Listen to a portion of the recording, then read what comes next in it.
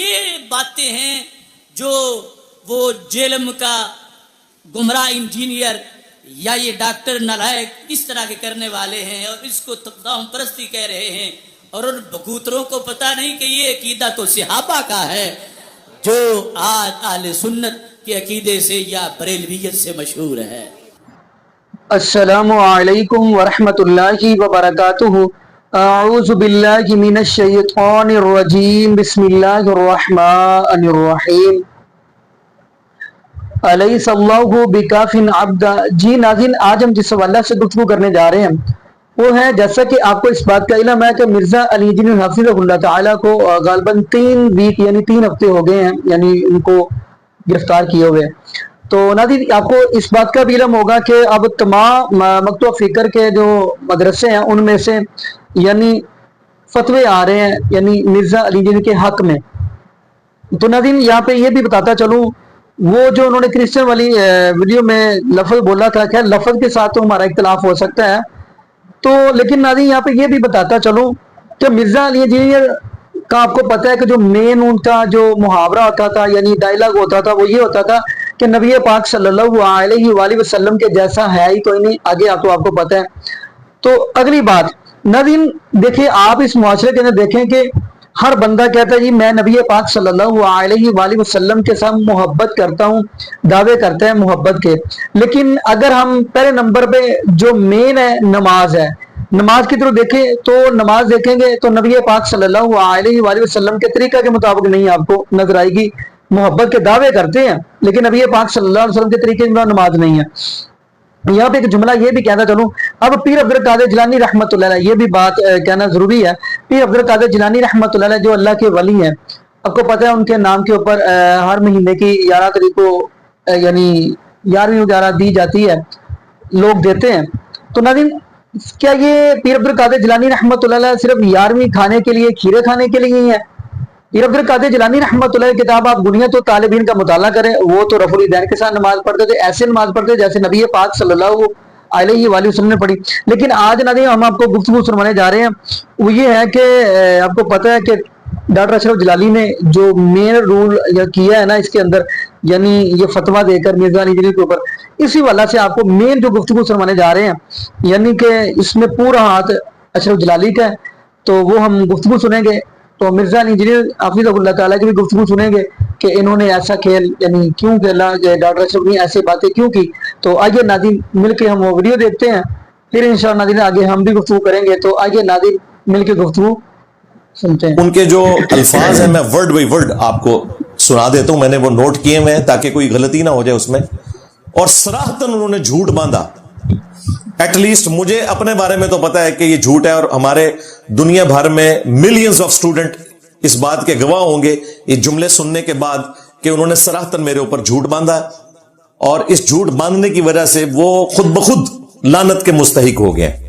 لعنت اللہ علی الکاذبین جو سورہ آل عمران میں آیا، آیت مباہلہ کے اینڈ کے اوپر۔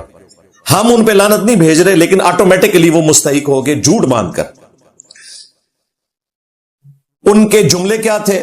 انہوں نے اللہ کے محبوب امام کائنات سید الاولین والآخرین شفیع المذنبین رحمت للعالمین سیدنا و مولانا امام اعظم محمد رسول اللہ صلی اللہ علیہ وآلہ وسلم کے جو تبرکات ہیں ان کا ذکر کرتے ہوئے چند ایک احادیث بیان کی، وہی 4-5 حدیثیں ان کو پتہ ہے، انہیں یہ پتہ نہیں ہے کہ وہ حدیثیں اور ان کے علاوہ اور کئی احادیث میں نے بخاری اور مسلم سے آلریڈی کئی ویڈیوز میں بیان کی ہیں۔ وہ 4-5 حدیثیں انہوں نے بیان کر کے نا ان کے اینڈ پہ ایک جملہ بولا۔ ڈاکٹر صاحب کہتے ہیں یہ باتیں ہیں جو جیلم کا گمراہ انجینئر یا یہ ڈاکٹر نالائق، نام وہ بگاڑنے کے آپ کو پتہ ماہر ہے، یعنی میرا ذکر کر کے انہوں نے کہا کہ یہ ڈاکٹر ذاکر نائک کو انہوں نے ڈاکٹر نالائق کہا۔ یہ باتیں ہیں جو جیلم کا گمراہ انجینئر یا یہ ڈاکٹر نالائق توہم پرستی کہہ رہے ہیں، حالانکہ ان کبوتروں کو پتہ نہیں کہ یہ تو اہل سنت کا عقیدہ ہے جو آج بریلویت کے نام سے مشہور ہے۔ وہ کہتے ہیں یہ جو بخاری مسلم کی احادیث ہے نا ان کو انجینئر نہیں مانتا اور اسے توہم پرستی کہتا ہے۔ اور ڈاکٹر ذاکر نائک کے حوالے سے جو بات کی تو میرے علم میں تو نہیں کہ انہوں نے کہیں ان احادیث کا انکار کیا ہو، بہرحال مجھے اپنا تو پتا ہے، اور کہا کہ انجینئر اسے توہم پرستی کہہ رہا ہے، اور میرا نام انہوں نے پہلے نمبر پہ ذکر کیا ہے، اس لیے میں اپنے آپ کو اولین مخاطب سمجھتا ہوں اس حوالے سے۔ تو اینڈ پہ انہوں نے جو کنکلوڈ کیا کہ یہ اہل سنت کا عقیدہ ہے جو آج بریلویت کے نام سے مشہور ہے۔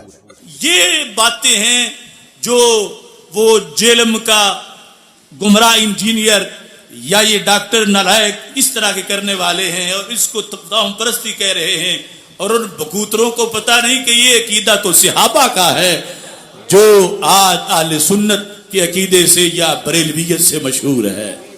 ڈاکٹر صاحب یہ اہل سنت کا عقیدہ نہیں ہے جو بریلویت کے نام سے مشہور ہے، یہ دین تصوف کے عقائد ہیں جو آج بریلویت کے نام سے مشہور ہیں۔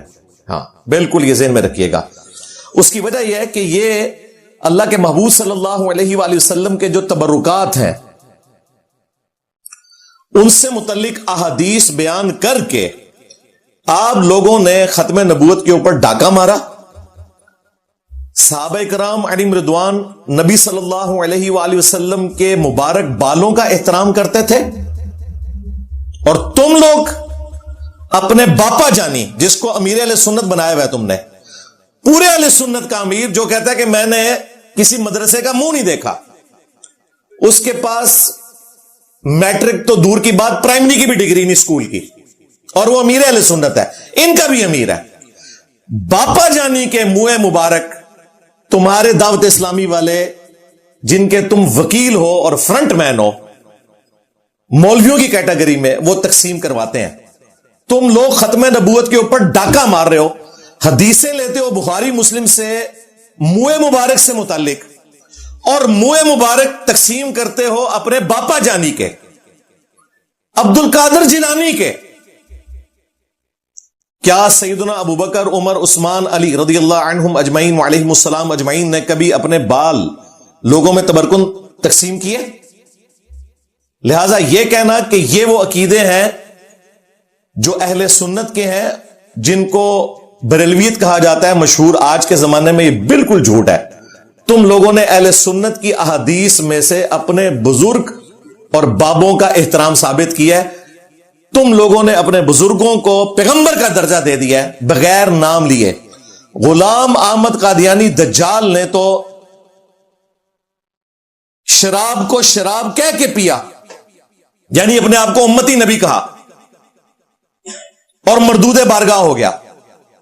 تمہارے بابوں نے شراب کو انگوروں کا جوس کہہ کے پیا، اور نبی علیہ السلام کی عصمت کے اوپر ڈاکہ مارا کہ نبی صلی اللہ علیہ وآلہ وسلم کے تبرکات کے مقابلے پر تم لوگوں نے اپنے بال، منہ کی ہڈیاں، یہ تو میں نے خود دیکھا ہوا ہے۔ الیاس قادری صاحب کو 1999 میں، آج سے میں 25 سال پہلے کی بات کر رہا ہوں، مرکز فیضان مدینہ میں میں نے خود دیکھا، سینکڑوں کے مجمع میں وہ لکاٹ یا قربانی کھا رہے تھے، اس کے بعد انہوں نے اس کی جو گٹھلی ہے نا یوں کر کے نا آڈینس کی طرف پھینکی، اور وہ کتے کی طرح اس کو حاصل کرنے کی کوشش کر رہے تھے۔ ویڈیوز تو یہ مدنی چینل پہ اب آئی ہیں نا، تو ان کی حقیقت کھلی ہے۔ یہ سارے کام یہ پہلے کرتے تھے۔ میرے پاس خود الیاس قادری صاحب کے منہ مبارک موجود تھے۔ ظاہر ہے میں نے آج گرین پگڑی اس لیے پہنی ہے کہ میں ان کو بتاؤں کہ بھائی وہ بھی کیا دن تھے، ہم بھی ایک جن تھے، آج ہم دیو ہیں، ان جنوں کے بھی پیو ہیں۔ ہاں ہم بھی اس جماعت کا حصہ رہے ہیں۔ تو ان ظالموں نے دین تصوف کو اہل سنت کہنا شروع کر دیا، اور اپنے باپا جانی کے وہ الیاس قادری صاحب کے منہ مبارک تقسیم کرتے ہیں، اور پھر باتیں ہمیں آگے کرتے ہیں۔ بھائی اگر اس قسم کی تم غداری کرو گے تو پھر ہم تمہیں کہیں گے کہ تم صرف اینٹی قادیانی ہو، ختم نبوت پہ تم کبھی بھی کام نہیں کر سکتے۔ اس کی وجہ یہ ہے کہ غلام احمد قادیانی دجال کو گراؤنڈز تمہارے بزرگوں نے پرووائڈ کی ہیں۔ چشتی رسول اللہ پارٹی، شبلی رسول اللہ پارٹی، بڑا برا لگتا ہے انہوں نے، کہتے ہیں انجینئر صاحب چھیڑ دینے سانو، تو نہ چھیڑو نا، تسی کسی اور کی طرف منسوب کرتے ہو تم۔ جب ہمیں تو ہم اس کا آگے جواب دیتے ہیں. تم نے مجھے قادیانی کہا, میں نے تمہارا چشتی رسول اللہ کا زخم اتنا چھیلا کہ آج میں نے کینسر بنا کے رکھ دیا. تم بھی جواب دو نا. میں نے تو کہا نا کہ میں تو اسے دجال مانتا ہوں, تمہارے بڑوں کو بھی. تمہارا بھی کام ہے نا کہ تم آگے کہو کہ چشتی رسول اللہ کتابیں پرنٹ کرنے والے, ان کی حرام کی کمائیاں کھانے والے, ان کے حق میں مناظرے لڑنے والے, سب کے سب گستاخ ہیں. کھورا تو اڑکار نکل آئے گا.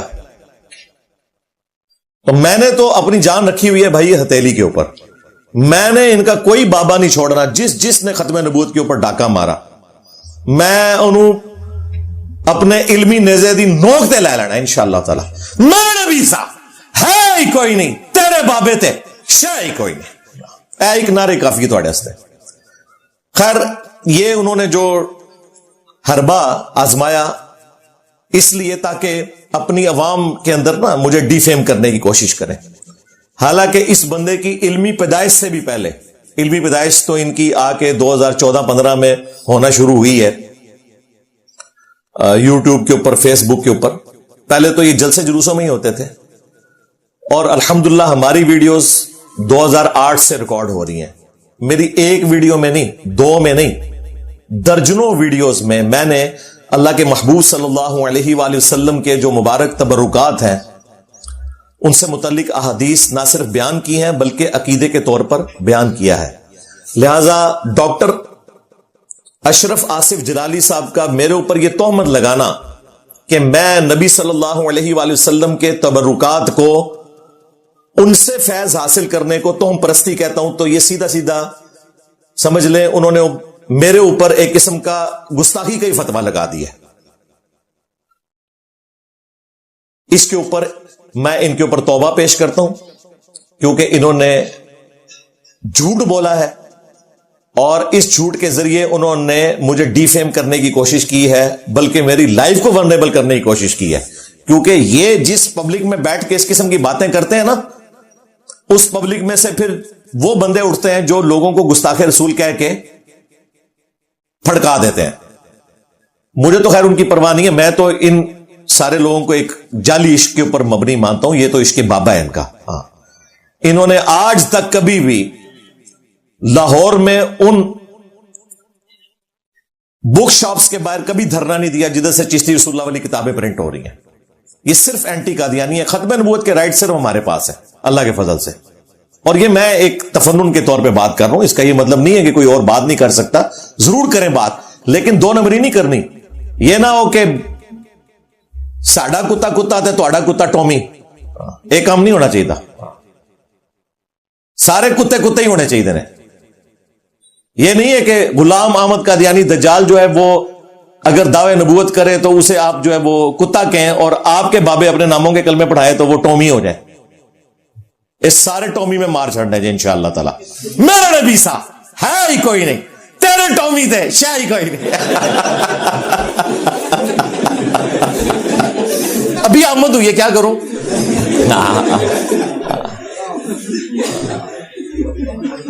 ٹومی نہیں چھڑنے انشاءاللہ تعالی. اچھا, یہ میں آپ کو باقاعدہ ایک جو میں نے تفصیلی ویڈیو اس ٹاپک پہ ریکارڈ کروائی تھی نا, وہ میں نے ریکارڈ کروائی تھی آج سے 12 سال پہلے, 30 جون 2012 کو. ڈیٹ بھی میں آپ کو بتا رہا ہوں. مسئلہ 43, وسیلہ اور توسل کے صحیح احکام و مسائل. جب سورۃ المائدہ کی آیت نمبر 35 آئی تھی نا وسیلہ سے متعلق, اس کے کانٹیکسٹ میں نے تفصیلی گفتگو کی تھی, آلموسٹ کوئی 1.5 گھنٹے کی. اس میں میں نے 5 شرعی وسیلے بتائے تھے جو مشروع ہیں, اللہ کے محبوب صلی اللہ علیہ وآلہ وسلم نے تعلیم فرمایا. ان میں چوتھے نمبر پہ جو میں نے وسیلہ ذکر کیا تھا وہ اللہ کے محبوب صلی اللہ علیہ وآلہ وسلم کے تبرکات کا وسیلہ تھا, اور اس میں نے کافی ساری احادیث بیان کی تھی. آج انشاءاللہ تعالی میں ان احادیث کو ریپیٹ کر دوں گا تاکہ دوبارہ سے ویڈیو ریکارڈنگ میں آ جائے. اور اس کے بعد ڈاکٹر اشرف جلالی صاحب کے اوپر توبہ کرنا واجب ہے, کیونکہ یہ میں آج ریکارڈنگ نہیں کروا رہا ہوں, میں نے ڈیٹ بھی بتا دی ہے. یوٹیوب پہ جائیں, 43 مسئلہ لکھیں, وہ ویڈیو کھل جائے گی. اگر یہ باتیں میں نے اس میں نہ کی ہوں تو میں مجرم ہوں. اب اس شخص سے پوچھیں کہ تو نے خود سے میرے بارے میں کیسے ازیوم کر لیا, کہ میں ان چیزوں کو نہیں مانتا، اور ہمارے اکثر مخالفین خواہ وہ فرقوں کے مولوی ہوں یا موٹیویشنل سپیکر ہوں یا مولویوں کے فرنٹ مین ہوں، وہ خود سے نا میری طرف کوئی جملہ منسوب کرتے ہیں، آدھی میری بات پکڑتے ہیں، آدھا اس میں خود سے ایڈ کر کے نا ایک پہلے ڈاکٹرین بناتے ہیں، اس کے بعد اس کو جواب دینا شروع کر دیتے ہیں، حالانکہ میرا وہ نظریہ ہی نہیں ہوتا۔ یہ اکثر لاہور کا جو چھوٹو مولوی ہے وہ خود سے چیزیں بناتا ہے اور پھر جواب دیتا ہے اپنا علم جھاڑنے کے لیے۔ اسی طریقے سے باقیوں کو میں نے دیکھا ہے، اس لیے میں اپنے اسٹوڈنٹس کو بھی وارن کروں گا کہ ہمارے عقائد اور نظریات کو ان چھوٹے کلپس یا ان کی کہی ہوئی باتوں سے نہ آپ سمجھیں، بلکہ جو ہم بات کر رہے ہیں اس کے ذریعے سمجھیں۔ اس طرح تو آپ کسی کے اوپر بھی کوئی جھوٹ منسوب کر سکتے ہیں۔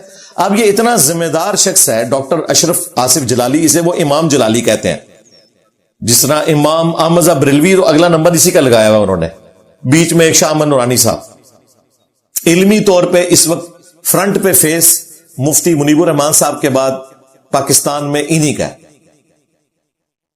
ڈاکٹر اشرف جلالی صاحب کا، اور وہ کہہ رہے ہیں کہ انجینئر جو ہے وہ توہم پرستی کہتا ہے، نعوذ باللہ، نبی صلی اللہ علیہ وآلہ وسلم کے تبرکات کو۔ اور کون کہہ رہا ہے کہ جس کا اپنا باپا جانی اپنے بال تقسیم کرتا ہے۔ اگر یہ واقعی نبی علیہ السلام سے عقیدت رکھتا ہے نا تو اب اس کی ویڈیو آنی چاہیے جس میں یہ باپا جانی کی مخالفت کرے، کبھی نہیں کرے گا، کیونکہ وہ باپا جانی تو اس وقت ان کی ایک سمجھ لینا اتنی بڑی ہستی بن چکے ہیں، ان کے ساتھ کوئی اختلاف کر ہی نہیں سکتا، چندہ جوڑا ہوا ہے۔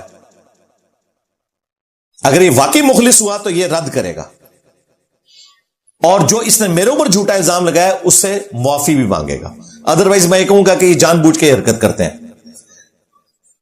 12 ربیع الاول شریف کی نسبت سے میں 12 صحیح الاسناد احادیث تبرکات مصطفیٰ صلی اللہ علیہ وآلہ وسلم کے حوالے سے انشاءاللہ آج بیان کروں گا، لیکن تفصیل میں جانے سے پہلے ایک دفعہ دروشی پڑھ لیں۔ اللہم صلی علی محمد وعلی آل محمد واصحاب محمد وازواج محمد وامت محمد اجمعین الی یوم الدین، آمین۔ ہاں جی، 12 ربیع الاول شریف کی نسبت سے 12 صحیح الاسناد احادیث۔ پہلی حدیث صحیح بخاری اور صحیح مسلم دونوں کے اندر موجود ہے کہ اللہ کے محبوب صلی اللہ علیہ وآلہ وسلم ایک بڑے تشت کے اندر، بڑا برتن، اس کے اندر وضو فرمایا کرتے تھے، جس میں فائدہ یہ ہوتا تھا کہ جب نبی علیہ السلام وضو کرتے تھے نا برتن کے ذریعے، تو وہ پانی جو ٹپکتا تھا وہ اس بڑے برتن میں جمع ہو جاتا تھا، زمین پہ نہیں گرتا تھا۔ اور اس کے بعد سیدنا بلال رضی اللہ تعالیٰ عنہ نبی علیہ السلام کا وہ بڑا برتن صحابہ کرام میں لے آتے تھے، اور صحابہ کرام علیہم رضوان اس پانی سے جس سے نبی علیہ السلام نے وضو کیا ہوتا، اور وہ وضو کا ٹپکا ہوا پانی ہوتا تھا، اس سے تبرک حاصل کرتے تھے اور اس پانی کو اپنے جسم کے اوپر ملتے تھے۔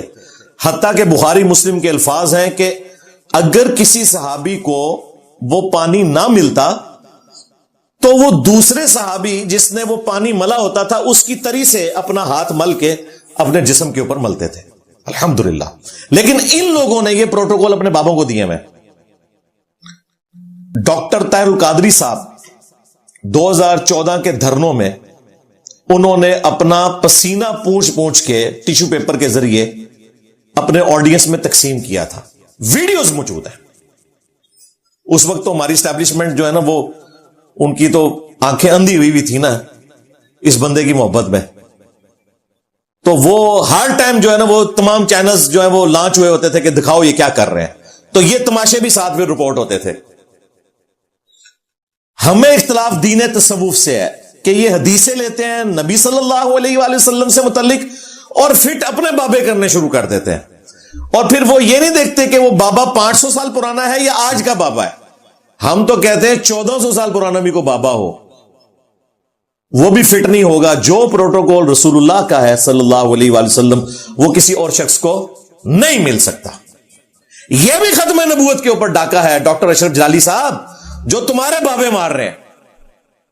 اگر تم یہ کہو کہ ڈاکٹر طاہر القادری کو میں نہیں مانتا تو تمہارا جو باپا جانی ہے امیر اہل سنت وہ تو اپنے بال تقسیم کرتا ہے، منہ کے نوالے تقسیم کرتا ہے, گوشت کھانے کے بعد ہڈیاں تقسیم کرتا ہے. تو پروٹوکول تو وہ ویل کر رہا ہے رسول اللہ والا صلی اللہ علیہ وآلہ وسلم, اور ایکٹنگ دیکھیں لگتا ہے جی دنیا کا سب سے بڑا عاشق رسول یہ ہے. ایکٹنگ دیکھو ان بندیاں دی. دوسری حدیث صحیح بخاری میں بڑی مشہور حدیث ہے.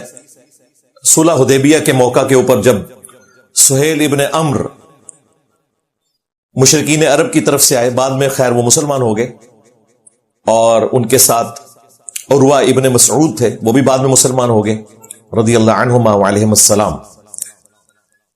تو ظاہر ہے کہ اس وقت بالکل جنگ کی کیفیت قریب تھی, اور نبی علیہ السلام پاور میں بھی تھے. اس کے باوجود آپ علیہ السلام نے صلح کر لی. صلح حدیبیہ کے اوپر آمادہ کرنے کے لیے مشرکین عرب جو ہے وہ رسول اللہ کو تھریٹ کر رہے تھے کہ یہ تمہارے ساتھی تمہیں چھوڑ جائیں گے. اب انہیں کیا پتا تھا کہ رسول اللہ کے ساتھی کیا نبی علیہ السلام کو جسٹ ایک قبیلے کا سردار مانتے ہیں؟ وہ تو اپنی دنیا اور آخرت ان کے ساتھ جوڑے ہوئے تھے. تو اس قسم کی وہ گفتگو کر رہے تھے. پھر صحابہ کرام نے پریکٹیکلی ان کو ثبوت دیا تاکہ ان کو یہ میسج ملے کہ ہم اپنے نبی سے کیا عقیدت رکھتے ہیں. اس کے پیچھے ریزن یہ تھی. تو صحیح بخاری میں آتا ہے کہ نبی صلی اللہ علیہ وآلہ وسلم نے پبلکلی وضو کیا تو صحابہ کرام آپ کا تھوک مبارک بھی زمین پہ نہیں گرنے دیتے تھے. جب نبی علیہ السلام تھوک مبارک پھینکتے تو صحابہ کرام اپنے ہاتھ رکھتے, اور قریب تھا کہ ایک دوسرے سے لڑ پڑتے اس کے حصول کے لیے. عروہ ابن مسعود یہ منظر دیکھ رہا تھا, اور کنکھیوں سے دیکھ رہا تھا, سیدھے نہیں ایسے کر کے, کیونکہ ظاہر ہے کہ وہ ایک تھوڑی اپنے اندر ایک وہ تکبر والی بات بھی ہوتی ہے. اور پھر اس نے یہ سارا جو منظر دیکھا نا, اس نے جا کے مشرکین عرب کو بتایا کہ بھائی ان کے ساتھ جنگ کرنے کا کوئی فائدہ نہیں, صلح ہی کر لو. کیونکہ میں, اب یہ الفاظ ذرا عروہ ابن مسعود کے سنیں, وہ کہتے ہیں کہ میں دنیا کے سارے بڑے بڑے بادشاہوں کے دربار میں گیا ہوں.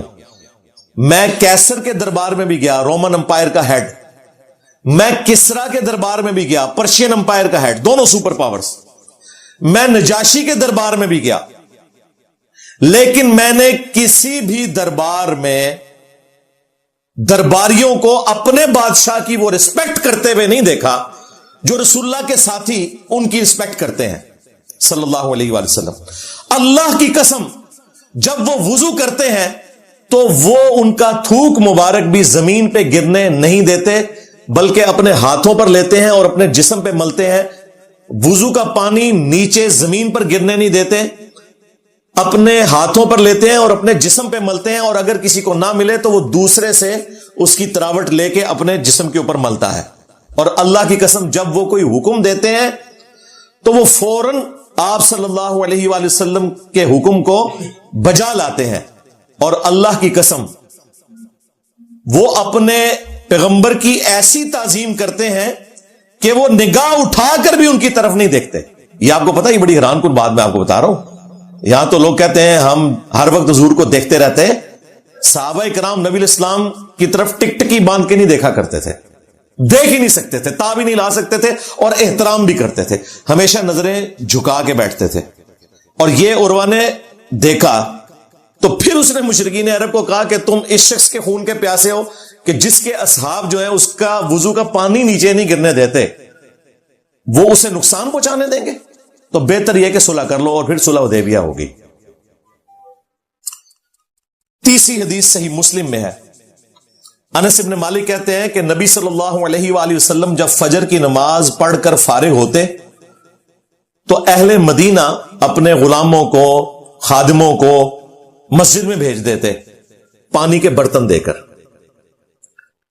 اور خواہش کیا ہوتی تھی کہ نبی علیہ السلام ہر شخص کے برتن میں اپنا ہاتھ ایک دفعہ صرف داخل کرتے, اور لوگ لائنوں میں کھڑے ہوئے ہوتے تھے مسجد نبوی شریف میں.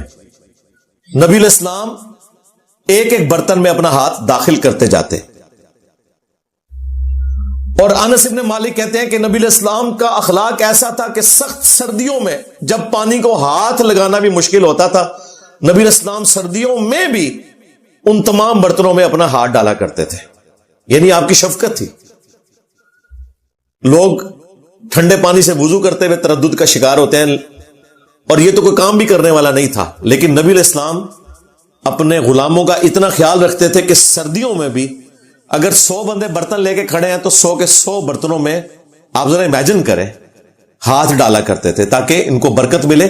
لیکن آپ علیہ السلام نے کبھی ان کو گلا شکوہ نہیں کیا اس حوالے سے کہ سردیوں میں تو پانی نہ لایا کرو، ایک باری گرمیوں میں جمع کر کے رکھ لو۔ تو یہ صحابہ کرام کی عادت تھی کہ وہ نبی علیہ السلام کے مبارک ہاتھوں سے فیض حاصل کیا کرتے تھے پانی کے ذریعے۔ چوتھی حدیث بھی صحیح مسلم میں ہے، اسماء بنت ابی بکر جو سیدہ عائشہ کی بڑی بہن ہے، انہوں نے ام عائشہ سے نبی علیہ السلام کا ایک کرتا لے لیا تھا ان کی وفات کے بعد ان کے گھر والوں سے، کسروانی تیالسی، کالا جبہ۔ بعض لوگ ہماری لائف سٹریم میں بھی پوچھ رہے ہوتے ہیں اس میں کالے کے الفاظ نہیں ہے، بھئی سندھی اجرک کو ریڈ کہنے کی ضرورت نہیں ہے، سندھی اجرک ریڈ ہی ہوتی ہے۔ کسروانی تیالسی پرشین امپائر کا کالا جبہ، کسرا کا، وہ کالے رنگ کا ہی ہوتا تھا، وہ نبی علیہ السلام کو گفٹ ملا ہوا تھا، جس کے اوپر گوٹ بھی ریشم کی تھی، اور وہ آپ صلی اللہ علیہ وآلہ وسلم پہنا کرتے تھے۔ اور اسماء بنت ابی بکر کہتی ہیں کہ ہم اس کا دھون مریضوں کو شفا کے لیے دیتے ہیں، یعنی اس کو دھو کر اس کے پانی سے شفا حاصل کرتے ہیں۔ یعنی صحابہ اکرام علیہم رضوان نبی علیہ السلام کے کرتا مبارک کے دھون کو اپنے لیے شفا سمجھتے تھے۔ اور ان کے بابے کیا کرتے ہیں؟ وہ کہتے ہیں جی وہ محمود غزنوی کو فتح نہیں ہو رہی تھی، تذکرۃ الاولیاء میں فرید الدین عطار نے لکھا، تو محمود غزنوی کے پاس ایک جبہ تھا جو ابو الحسن خرقانی کا دیا ہوا تھا، اور ان کی وصیت تھی کہ کبھی مشکل وقت آئے تو اس کے وسیلے سے دعا کرنا۔ اس نے دعا کی تو فتح ہو گئی۔ رات کو بابا جی خواب میں آئے اور بڑے غصے میں، اور کہا کہ تو نے میرے جبے کی اتنی کم قیمت لگائی ہے۔ اور یہ نہ سمجھے یہ کوئی ہم کہانیاں بیان کر رہے ہیں، ان کے نزدیک تو یہ سمجھ لے قرآن و حدیث ہے، فرید الدین عطار لکھ رہا ہے۔ اور پیر اجمل قادری وہ جو معصوم سی شکل بنا کے رونو والا میوزک چلا کے تو جعلی واقعات بیان کر رہا ہوتا ہے، اس نے بھی یہ بیان کیا ہوا واقعہ۔ حضرت ابو الحسن خرقانی ایک بزرگ گزرے، یہ حضرت باعزید بستامی کے سجادہ نشین تھے، اتنے بڑے آدمی تھے، اپنا جبہ دیا محمود غزنوی کو، جب مشکل آئی تو دعا مانگنا آگے رکھ کے اللہ فتح دے دے گا۔ تو محمود کہتے ہیں جب سومناتھ کے مندر نہیں فتح ہو رہے تھے تو میں نے بابے کا جبہ سامنے رکھ کے دعا کی تو اللہ نے مجھے فتح دے دی۔ کہتے ہیں بابا جی رات خواب میں ملے تو کہنے لگے تو نے کیا قیمت ڈالی میرے جبے کی؟ کہا حضور کیا مطلب؟ فرمانے لگے تو میرا جبہ سامنے رکھ کے دعا کرتا کہ یا اللہ ہندوستان کے سارے کافر مسلمان ہو جائیں تو اللہ نے توفیق ایمان دے دینی تھی، یہ تو نے کیا دعا مانگی ہے کہ تو نے تو بڑی کم قیمت لگائی میرے کرتے کی، اگر تو دعا کرتا نا کہ اس سرزمین میں کوئی کافر نہ رہے تو سارے لوگ ہی مسلمان ہو جاتے۔ دیکھیں اللہ کے نبی علیہ السلام کہ کرتا مبارک کو دیکھ کر، آپ کے چہرے اقدس کو دیکھ کر تو ابو جہل نے، ابو لہب نے کلمہ نہیں پڑھا، لیکن ان کے بابے کے کرتے سے ساروں نے مسلمان ہو جانا تھا۔ کہانی دیکھیں۔ اور صحابہ اکرام علیہم رضوان نبی علیہ السلام کا کرتا مبارک جنگ قاسیہ اور یرموک میں تو نہیں لے کے گئے ساتھ، وہاں تو مسلمانوں نے قربانی دی ہے، ایفرٹ پٹ کی ہے، ہزاروں شہادتیں ہوئی ہیں، پھر اللہ تعالیٰ نے فتح دی ہے۔ حالانکہ وہ کرتا مبارک لے کے بھی جایا جا سکتا تھا، اس سے فیض بھی حاصل کیا جا سکتا تھا، اور انہوں نے تو اپنے بابوں کے کرتے رکھے ہوئے آگے۔ یہ ہمیں اختلاف ہے کہ تم لوگ حدیثیں تو لیتے ہو بخاری مسلم سے، فٹ بابے کرتے ہو۔ ہمیں اختلاف یہ ہے کہ تم لوگوں نے بابوں کو اللہ کے نبی علیہ السلام کے مقابلے پر کھڑا کر دیا۔ اب مجھے بتائیں جب یہ تم حرکت کرو گے تو پھر میں یہ کہنے میں حق بجانے ہوں نا کہ میرا نبی سا ہے ہی کوئی نہیں، تیرے بابے تے شاہ ہی کوئی نہیں۔ خود بھی یہ کہتے ہیں جی گستاخ رسول ہوئے تھے وہ جناب اینج تے اونج تے اونج، گستاخ تو انہوں نے ڈکلیئر کروا دیا ان کو خود۔ تو اختلاف اس وقت شروع ہوتا ہے جب تم نبی علیہ السلام کی بنیاد کے اوپر اپنے بابوں کو کلیم کرتے ہو. 5ویں حدیث صحیح بخاری سے ام سلمہ ہماری ماں جو بالکل اینڈ پہ فوت ہوئی واقعہ کربلا کے بھی بعد، یہ امہات المومنین علیہم السلام اجمعین میں سے سب سے آخر میں فوت ہونے والی ہماری ماں ہے.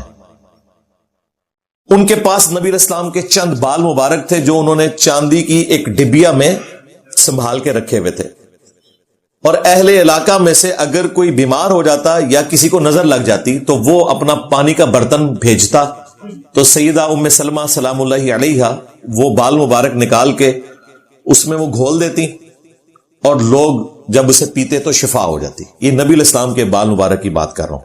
اور یہ بال مبارک اس کے تقسیم کر رہے ہیں باپا جانی کے، الیاس قادری صاحب کے. نال میں تو چونڈی وڈنی ہے، کیونکہ اس نے کہا ہے کہ یہ وہ اہل سنت کے عقیدے ہیں جن کو آج کل بریلویت کے نام سے جانا جاتا ہے.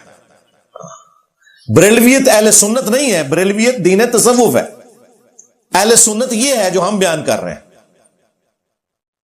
نام ان کے دیکھیں انہوں نے کیا رکھے ہوئے ہیں جی، ہم جو ہے وہ پہچان کے لیے انڈیا کے شہر کا نام ساتھ لگا رہے ہیں، بریلی یا دیوبند کا، ادروائز ہم تو اہل سنت ہیں. بھائی چیک کر لیتے ہیں اہل سنت کی مین سٹریم کی کتابیں کون سی ہیں قرآن کے بعد؟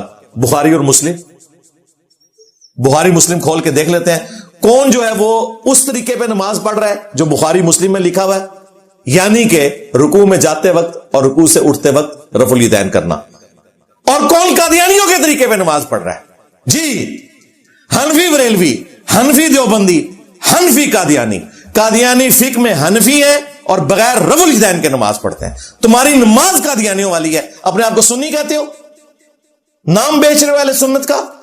اور سب سے بڑی بات، تمہارے جو عبد القادر جیلانی جن کے نام کے اوپر تم 11ویں کھا رہے ہو اور جنہیں بریلوی اور دیوبندی دونوں غوث اعظم کہتے ہیں، اور وہ ایک دھوبی والا جھوٹا واقعہ انہوں نے مشہور کیا ہوا ہے. امداد اللہ مہاجر مکی نے بھی لکھا، جو دونوں کا ابا تھا بریلوی اور دیوبندیوں کا، غوث پاک کا دھوبی.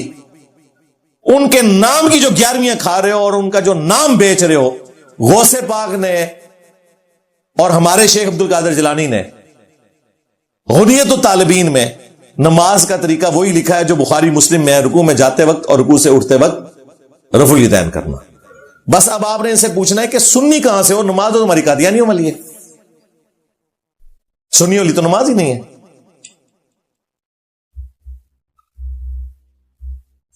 چھٹی حدیث صحیح بخاری اور صحیح مسلم دونوں کے اندر موجود ہے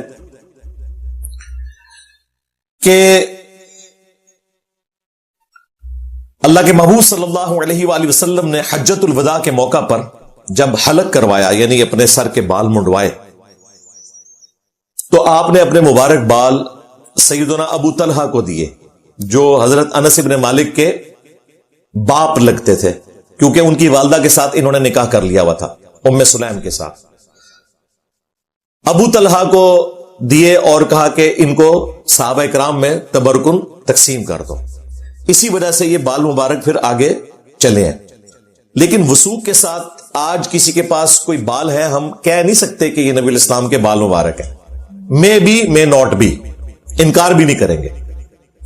ہاں، جو نسل در نسل ایک میوزیم میں سلسلہ چل رہا ہے، جس طریقے سے ٹرکی کے میوزیم کے اندر نبی علیہ السلام کا بال مبارک رکھا ہوا ہے، ظاہر ہے وہ بادشاہوں کے ذریعے آگے ٹرانسفر ہوئے ہیں اور بڑے ایک کنٹرول سمجھ لیں انوائرمنٹ کے اندر وہ شفٹ ہوئے ہیں. ان کے بارے میں آپ کسی حد تک کہہ سکتے ہیں کہ اس میں کوئی دخل نہیں کہ کوئی اس قسم کی کوئی جھوٹی بات منسوب ہو. بہرحال پھر بھی ان کے کسی کام کے نہیں وہ بال مبارک. اس کی وجہ یہ ہے کہ ان کا یہ کلیم ہے کہ نبی علیہ السلام کا سایہ نہیں تھا، یہی کہتے ہیں نا. تو سرکار پاکستان میں بھی کئی لوگوں نے بال مبارک رکھے ہیں، بابا جانی کے پاس بھی ہیں، انہوں نے باقاعدہ ایک الماری رکھی ہے اس میں بال مبارک ہے. ان سے ریکویسٹ ہے کہ ذرا کیمرے میں لائیں وہ بال مبارک اور اس کے اوپر ٹارچ ڈالیں اور ہمیں دکھائیں کہ اس کا سایہ ہے یا نہیں ہے. اگر سایہ نکل آیا تو تمہارے بقول وہ پھر نبی علیہ السلام کے بال مبارک نہیں ہے. ٹھیک ہے نا جی، صحیح ڈیمانڈ ہے نا میری. یہ تو کہتے ہیں نہیں سایہ تھا. اور اگر سایہ نہ نکلے تو ہم بریلوی ہونے کے لیے تیار ہیں. نہ سامو، ادروائز اپنے آپ کو جھوٹا ماننا ہے تم نے، یہ تم نے غلط عقیدہ لوگوں کو بتایا تھا. آپ کو پتہ ساروں کے سائے نکل آنے ہیں، تو انہیں دونوں میں سے ایک بات ماننی پڑے گی، یا نبی علیہ السلام کا سایہ مبارک ماننا پڑے گا، یا یہ ماننا پڑے گا کہ یہ بال جالی ہیں جن کے اوپر یہ سارا انہوں نے تماشا کھڑا کیا ہوا ہے۔ ٹھیک ہے، صحابہ تابعین یا اس کے بعد بھی اگر نسل در نسل کوئی پوری سند سے چیزیں ٹرانسفر ہوں تو وہ بالکل ٹھیک ہے، ان کا کوئی انکار نہیں کرتا، لیکن ان کے بال فارغ ہو گئے۔ اور اگر یہ کہیں اس کے جواب میں کہ یہ بال مبارک جب تک جسم کے ساتھ تھے اس وقت تک ان کا سایہ نہیں تھا، اور الگ ہو کے ان کا سایہ ہے کیونکہ وہ جسم سے الگ ہو چکے ہیں، تو پھر میں ان کے اوپر 295C لگواؤں گا کہ ان کا کہنا یہ ہے کہ نبی علیہ السلام کا بال مبارک ان کے جسم سے الگ ہو جائے تو اس کی برکات ختم ہو جاتی ہیں، جبکہ صحابہ کا تو یہ عقیدہ نہیں تھا۔ میں نے آپ کو حدیث بتائی ہے صحیح بخاری سے کہ ہماری ماں ام سلمہ نبی علیہ السلام کے بال مبارک دھون ان کا لوگوں کو شفا کے لیے دیا کرتی تھی، تو وہ جسم سے الگ ہی ہوئے تھے۔ اگر جسم سے الگ ہونے کے بعد وہ شفا دے رہے ہیں تو پھر ان کا سایہ بھی نہیں ہونا چاہیے تمہاری ڈاکٹرن کے مطابق۔ آپ فیصلہ کرو کہ کس طرف تم نے جا کے گرنا ہے۔ الٹیمیٹلی انہیں ماننا پڑے گا، انہوں نے جھوٹ کے اوپر مبنی عقائد و نظریات بتائے ہیں امت کو۔ 7ویں حدیث صحیح بخاری سے ہے کہ ابن سیرین رحمہ اللہ تابعی ایک دوسرے تابعی تھے عبیدہ، ان کے پاس بیٹھ کے ان کو بتاتے ہیں کہ میرے پاس نبی علیہ السلام کے بال مبارک ہیں جو حضرت انس ابن مالک کے گھر والوں سے ہمیں ملے، کیونکہ انس ابن مالک کے وہ باپ تھے ابو طلحہ جن کا میں نے بتایا جنہوں نے بال مبارک تقسیم کیے تھے۔ تو وہ دوسرے تابعی کہتے ہیں کہ اللہ کی قسم میرے پاس اگر حضور کا ایک بال بھی ہو تو دنیا اور جو کچھ دنیا میں ہے اس سے بڑھ کر مجھے محبوب ہے صرف ایک بال نبی علیہ السلام کا میرے پاس ہونا۔ وہ تابعی کہتے ہیں، یعنی تابعین میں بھی یہ لیگیسی ٹرانسفر ہوئی ہے، وہ نبی علیہ السلام کے بال مبارک کے حصول کے لیے کوشش کرتے تھے اور اسے فیض کا تبرک کا ذریعہ سمجھتے تھے۔ الحمدللہ۔ پھر صحیح بخاری میں ہی ایک اور حدیث ہے، حضرت انس ابن مالک ان کے پاس نبی علیہ السلام کا ایک لکڑی کا پیالہ تھا۔ انس ابن مالک آپ کو پتا بڑے لاڈلے صحابی ہیں، نبی علیہ السلام کی وفات کے بعد 82 سال تک زندہ رہے، 82 ایئرز تک۔ 93 ہجری میں بصرہ میں فوت ہوئے ہیں۔ بصرہ میں سب سے آخر میں جو صحابی فوت ہوئے ہیں وہ انس ابن مالک ہے۔ اور بخاری مسلم میں آتا ہے کہ یہ کہتے ہیں میری عمر 10 سال تھی تو میری والدہ ام سلیم نے مجھے نبی علیہ السلام کی خدمت میں پیش کر دیا کہ یا رسول اللہ یہ چھوٹا بچہ ہے، آپ کے گھر کے کام کاج کر دیا کرے گا۔ تو وہ کہتے ہیں 10 سال کا تھا حضور کی خدمت میں آیا اور 10 سال حضور کے ساتھ رہا،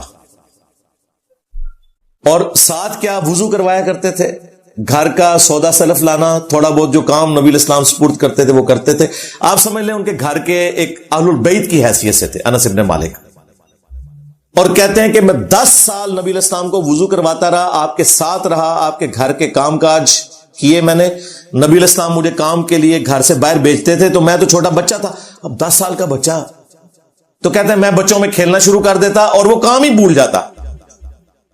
کئی بار ایسا ہوا، لیکن کہتے ہیں 10 سالوں میں اللہ کے نبی نے نہ مجھے کبھی کسی بات کے اوپر ڈانٹا اور نہ کبھی کوئی گلا شکوہ کیا۔ زیادہ سے زیادہ ہوا کہ کبھی میں زیادہ لیٹ ہو گیا تو آپ میرے پیچھے آتے اور مجھے بچوں میں کھیلتے ہوئے دیکھتے تو پیار سے بلاتے، 19 نام تھا انس، 19 بیٹا میں نے تمہیں فلاں کام بھیجا تھا، اچھا یا رسول اللہ میں کرتا ہوں۔ کہتے ہیں بس یہ کبھی ڈانٹا نہیں، کبھی مجھے کوئی برا بلا نہیں کہا۔ کتنے سال؟ 10 سال۔ اور تمہارے جو عبد القادر جیلانی جن کو تم غوث پاک کہتے ہو اور تم نے ہی ہمیں بتایا ہے اور تمہارے باپا جانی نے لکھا ہے،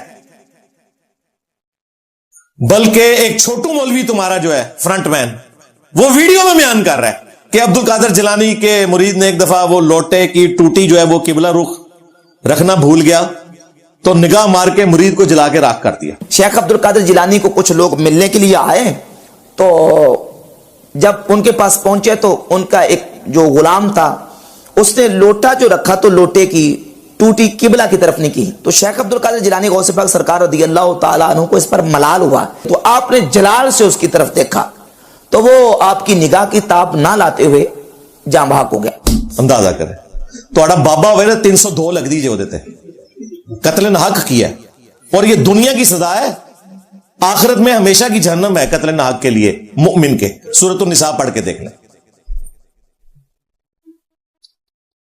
قتل ناحق, کیا اسلام میں لوٹے کی ٹوٹی قبلہ رخ نہ ہو تو اس کی سزا قتل ہے؟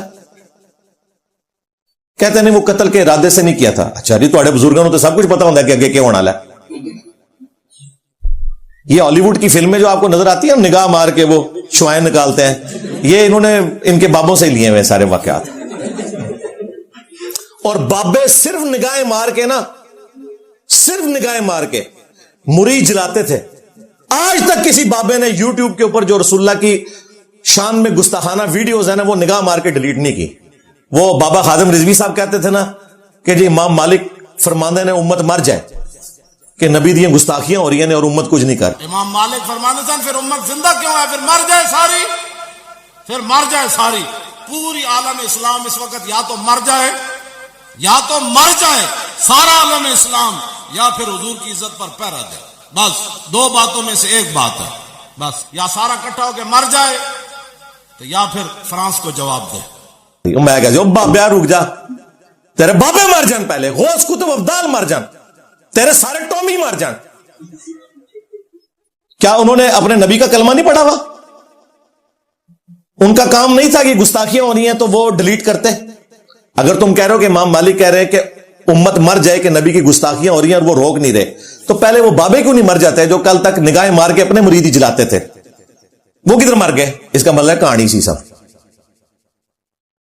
اب کوئی یہ کہے نا کہ امام مالک فرماندے نے امت مر جائے, اس کے بعد کہیں گے نہیں وہ اللہ تعالیٰ کیوں نہیں کرتا. وہی اللہ تعالیٰ نے تو امت کے حوالے کیا ہوا ہے, اللہ نے تو کہیں نہیں کہا کہ میں نے کرنا ہے, اللہ نے تو امت کے حوالے کیا ہوا ہے. اللہ نے تو حسین ابن علی کو بھی شہید ہوتے دیکھا ہے. دنیا بقدر ایفٹ ہے, دنیا بقدر آزمائش ہے. اللہ نے تو یزید پلید کے دور میں خانہ کعبے کے اوپر بھی چڑھائی ہوتے ہوئے دیکھی ہے. وہ ابرا کا لشکر ایک ہی دفعہ ہلاک ہوا تھا, اس کے بعد یہ آزمائشیں آتی رہی ہیں. تمہارا دعویٰ ہے کہ یہ بزرگ جو ہے نا دنیا کا نظام چلا رہے ہیں.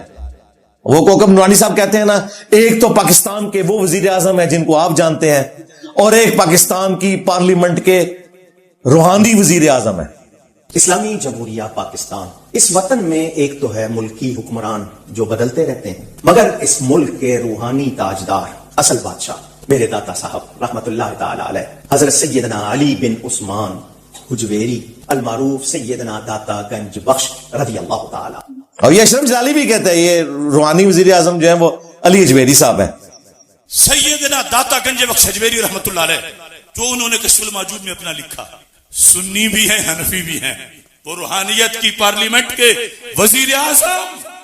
اگر حکومت ان کی کشف المحجوب کے مطابق ان کے دربار کا نظام نہیں چلا سکتی تو داتا کا اوقاف داتا کے مسلک والوں کو دے دیا جائے. یا تو داتا کا اوقاف ہمارے سپرد کرو, یا پھر داتا گنج بخش کی مسجد کا خطیب امام سے لے کر پاک پوش پہ بیٹھنے والے تک وہ بھرتی ہوگا جو کشف المحجوب کے عقیدے پہ دستخط کرے گا. وہ بھرتی ہوگا جو کشف المحجوب کے عقیدے پہ دستخط کرے گا. وہ بھرتی ہوگا جو کشف المحجوب کے عقیدے پہ دستخط کرے گا. جن کے دربار پہ 120 روپے آپ کو جوتی کے ٹوکن پہ دینے پڑتے ہیں ورنہ واپسی پہ آپ کو جوتی بھی نہ ملے. پہلے کہتے ہیں بزرگوں سے کوئی وہ تھے چیز چوری کر لیتے انا ہو جاتا ہے, اور کمائی کا اڈا بنایا ہوا ہے. تو بزرگ تو نگاہ مار کے اپنے مرید جلاتے رہے. وہ مرید جو اس لیے بیعت ہوئے تھے کہ اپنی آخرت بچاتے, وہ بچارے اپنی جان سے بھی گئے, اپنی آخرت سے بھی گئے, اور بابے کی آخرت بھی لے گئے, کیونکہ بابے نے قتل ناحق کیا. ان کے بابوں نے کسی کا ایمان کیا بچانا تھا, اپنا ایمان بھی مرید کی وجہ سے چلا گیا. لو سامو. اور یہ میں ساری باتیں اس لیے کروں کہ ان کا یہ عقیدہ ہے. ہمیں کوئی عبد القادر جیلانی سے نہ دشمنی ہے نہ کوئی ہمدردی ہے, ان کا معاملہ اللہ کے سپرد, لیکن ان کا کلیم ہے تو ہم ان کو ان کے کلیم کے مطابق تو جواب دیں گے نا. नाल नाल मैं चूड़ियां वड्डांगा, चौबे मारांगा, क्योंकि इन्हें लैंग्वेज ही यही समझ आती है। और ये लैंग्वेज, ये ना समझे मैं टॉन्ट कर रहा हूं, ये सब कुछ बाकी सबके साथ करते हैं। इनको कोई हक नहीं पहुंचता कि हमें इस बात के ऊपर टॉन्ट करें, ये यही करते रहे सब कुछ। अब इसका जवाब इनको इसी तरीके से मिलेगा, उसी उसूल और मुबादी के ऊपर जवाब मिलेगा। तो हमारा इख्तिलाफ उस वक्त शुरू हो जाता है कि जब आप नबी इस्लाम के प्रोटोकॉल की चीजें अपने बुजुर्ग बाबों में तलाश करना शुरू कर देते हैं। तो सही बुखारी में एक और हदीस है जिससे बात शुरू हुई थी कि अनस इब्न मालिक रज़ियल्लाहु ताला अन्हु के पास नबी इस्लाम का एक लकड़ी का प्याला था जिसमें वो पानी पिया करते थे, और उस प्याले को एक हल्का लगा हुआ था लोहे का, उसकी शेप को मेंटेन करने के लिए। तो हजरत अनस इब्न मालिक ने इरादा किया कि मैं इसकी बजाय ना सोने या चांदी का कड़ा इसके ऊपर लगवा लूं, क्योंकि अल्लाह के नबी की एक यादगार चीज मेरे पास है जिसमें नबी इस्लाम ने कई दफा पानी पिया। तो कहते हैं कि जब मेरे बाप को पता चला, अबू तलहा को, तो उन्होंने मुझे मना कर दिया कि नबी इस्लाम के प्याला मुबारक की कोई चीज भी ना बदलो, वो लोहे का है, लोहे का ही रहे, चाहे उसको जंग लग जाए, कुछ हो जाए, लेकिन तुमने इसको बदलना नहीं है। यानी सहाबा किराम इस चीज का भी इत्माम करते थे कि नबी इस्लाम के तबरुकात को उनकी असली शक्ल में रखा जाए। इससे एक हदीस ऊपर सही बुखारी में ही आता है, उमर बिन अब्दुल अजीज जो थे वो किसी सहाबी के पास गए, कोई दावत थी, तो वो मदीने के गवर्नर थे, बाद में खलीफा भी बन गए। तो उन्होंने एक प्याले में उन्हें पानी दिया और बताया कि ये नबी इस्लाम का मुबारक प्याला है जो मेरे पास रखा हुआ है। तो फिर हजरत उमर बिन अब्दुल अजीज रहिमहुल्लाह ने उनसे रिक्वेस्ट की कि आप मुझे गिफ्ट कर दें। तो फिर उन्होंने हजरत उमर बिन अब्दुल अजीज को वो प्याला गिफ्ट कर दिया। यानी ताबईन भी सहाबा किराम से नबी सल्लल्लाहु अलैहि वसल्लम के तबरुकात तोहफतन ले लिया करते थे। ये इस बात का सबूत है। 9वीं हदीस, 9वीं तो मैं नंबरिंग में बता रहा हूं, वरना तो हदीसें मैंने काफी सारी बयान कर दी हैं अल्हम्दुलिल्लाह। जामिया तिरमिज़ी और सुनन इब्न माजा के अंदर हदीस मौजूद है। नबी सल्लल्लाहु अलैहि वसल्लम एक सहाबी के घर तशरीफ ले गए, तो आप अलैहिस्सलाम को प्यास लगी, तो घर वालों ने इशारा किया कि फलां जगह वो मिशकीजा लटक रहा है, तो आप उससे पानी पी लें। नबी इस्लाम ने बजाय उनसे पानी मंगवाने के आप खुद उठे और आप अलैहिस्सलाम ने उस मिशकीजे को मुंह लगा के पानी पिया। और ये सिर्फ उस मिशकीजे को या उस बोतल को आप मुंह लगा के पानी पी सकते हैं जिसका मुंह बंद हो, अदरवाइज अगर बीच में कोई कीड़ा गया हो तो वो नुकसान हो सकता है। नबी इस्लाम ने जब पानी पी के दोबारा मिशकीजे का मुंह बंद किया तो वो उनकी जो घर वाली है वो भी सहाबिया थी, वो कहती हैं कि जैसे ही नबी इस्लाम वापस पलटे तो मैंने फौरन उसका छुरी से मुंह काटा उस मिशकीजे का और अपने पास तबरुकन रख लिया कि इसके साथ मेरे नबी सल्लल्लाहु अलैहि वसल्लम के मुबारक होंठ लगे हुए। सहाबा किराम ने अपना मिशकीजा उसका मुंह काट लिया, यानी कि वो एक किस्म का मिशकीजा दुनियावी एतबार से जाया हो गया और आखिरत के एतबार से हमेशा के लिए सेफ हो गया कि उसका जो अगले वाला हिस्सा है वो काट के उन्होंने तबरुकन अपने पास रख लिया। ये अहादीस गवाह हैं कि सहाबा किराम नबी इस्लाम के तबरुकात का कितना एहतराम किया करते थे, और ना सिर्फ एहतराम करते थे बल्कि तलाश में रहते थे कि उन्हें कोई तबरुक वाली चीज मिल जाए। 10वीं हदीस सही बुखारी में नबी सल्लल्लाहु अलैहि वसल्लम को एक औरत ने अपने हाथों से चादर बना के गिफ्ट की, बड़ी अच्छी चादर, और सहाबा किराम कहते हैं कि नबी इस्लाम को उस चादर की उस वक्त जरूरत भी थी। बसा औकात तो नबी इस्लाम सिर्फ एक ही चादर ओढ़े होते थे, कभी कभार 2 चादरें भी, गुर्बत की वजह से, और यह फक्र आपने अडॉप्ट किया हुआ था। तो नबी इस्लाम को जैसे ही उसने चादर गिफ्ट की ना, तो आप अलैहिस्सलाम अंदर तशरीफ ले गए और आपने उस चादर को तहमद बनाया, और जो ऑलरेडी आपने चादर पहनी थी वो ऊपर ले ली और बाहर तशरीफ लाए। जैसे ही बाहर आए तो वहां एक साहबी बैठे थे, उनका या रसूलल्लाह ये चादर कितनी खूबसूरत है जो आपने तहमद पहनी हुई है, अगर आप ये मुझे गिफ्ट कर दें। अच्छा, कोई लिहाज नहीं किया कि ये अभी तो हुजूर को मिली है اور حضور کو ضرورت بھی تھی. نبی علیہ السلام فوراً اٹھے, اندر تشریف لے گئے, اور پیچھے اب صحابہ کرام اس کی کلاس لے رہے ہیں کہ یہ تو نے کیا حرکت کی ہے. نبی علیہ السلام کو ضرورت بھی تھی.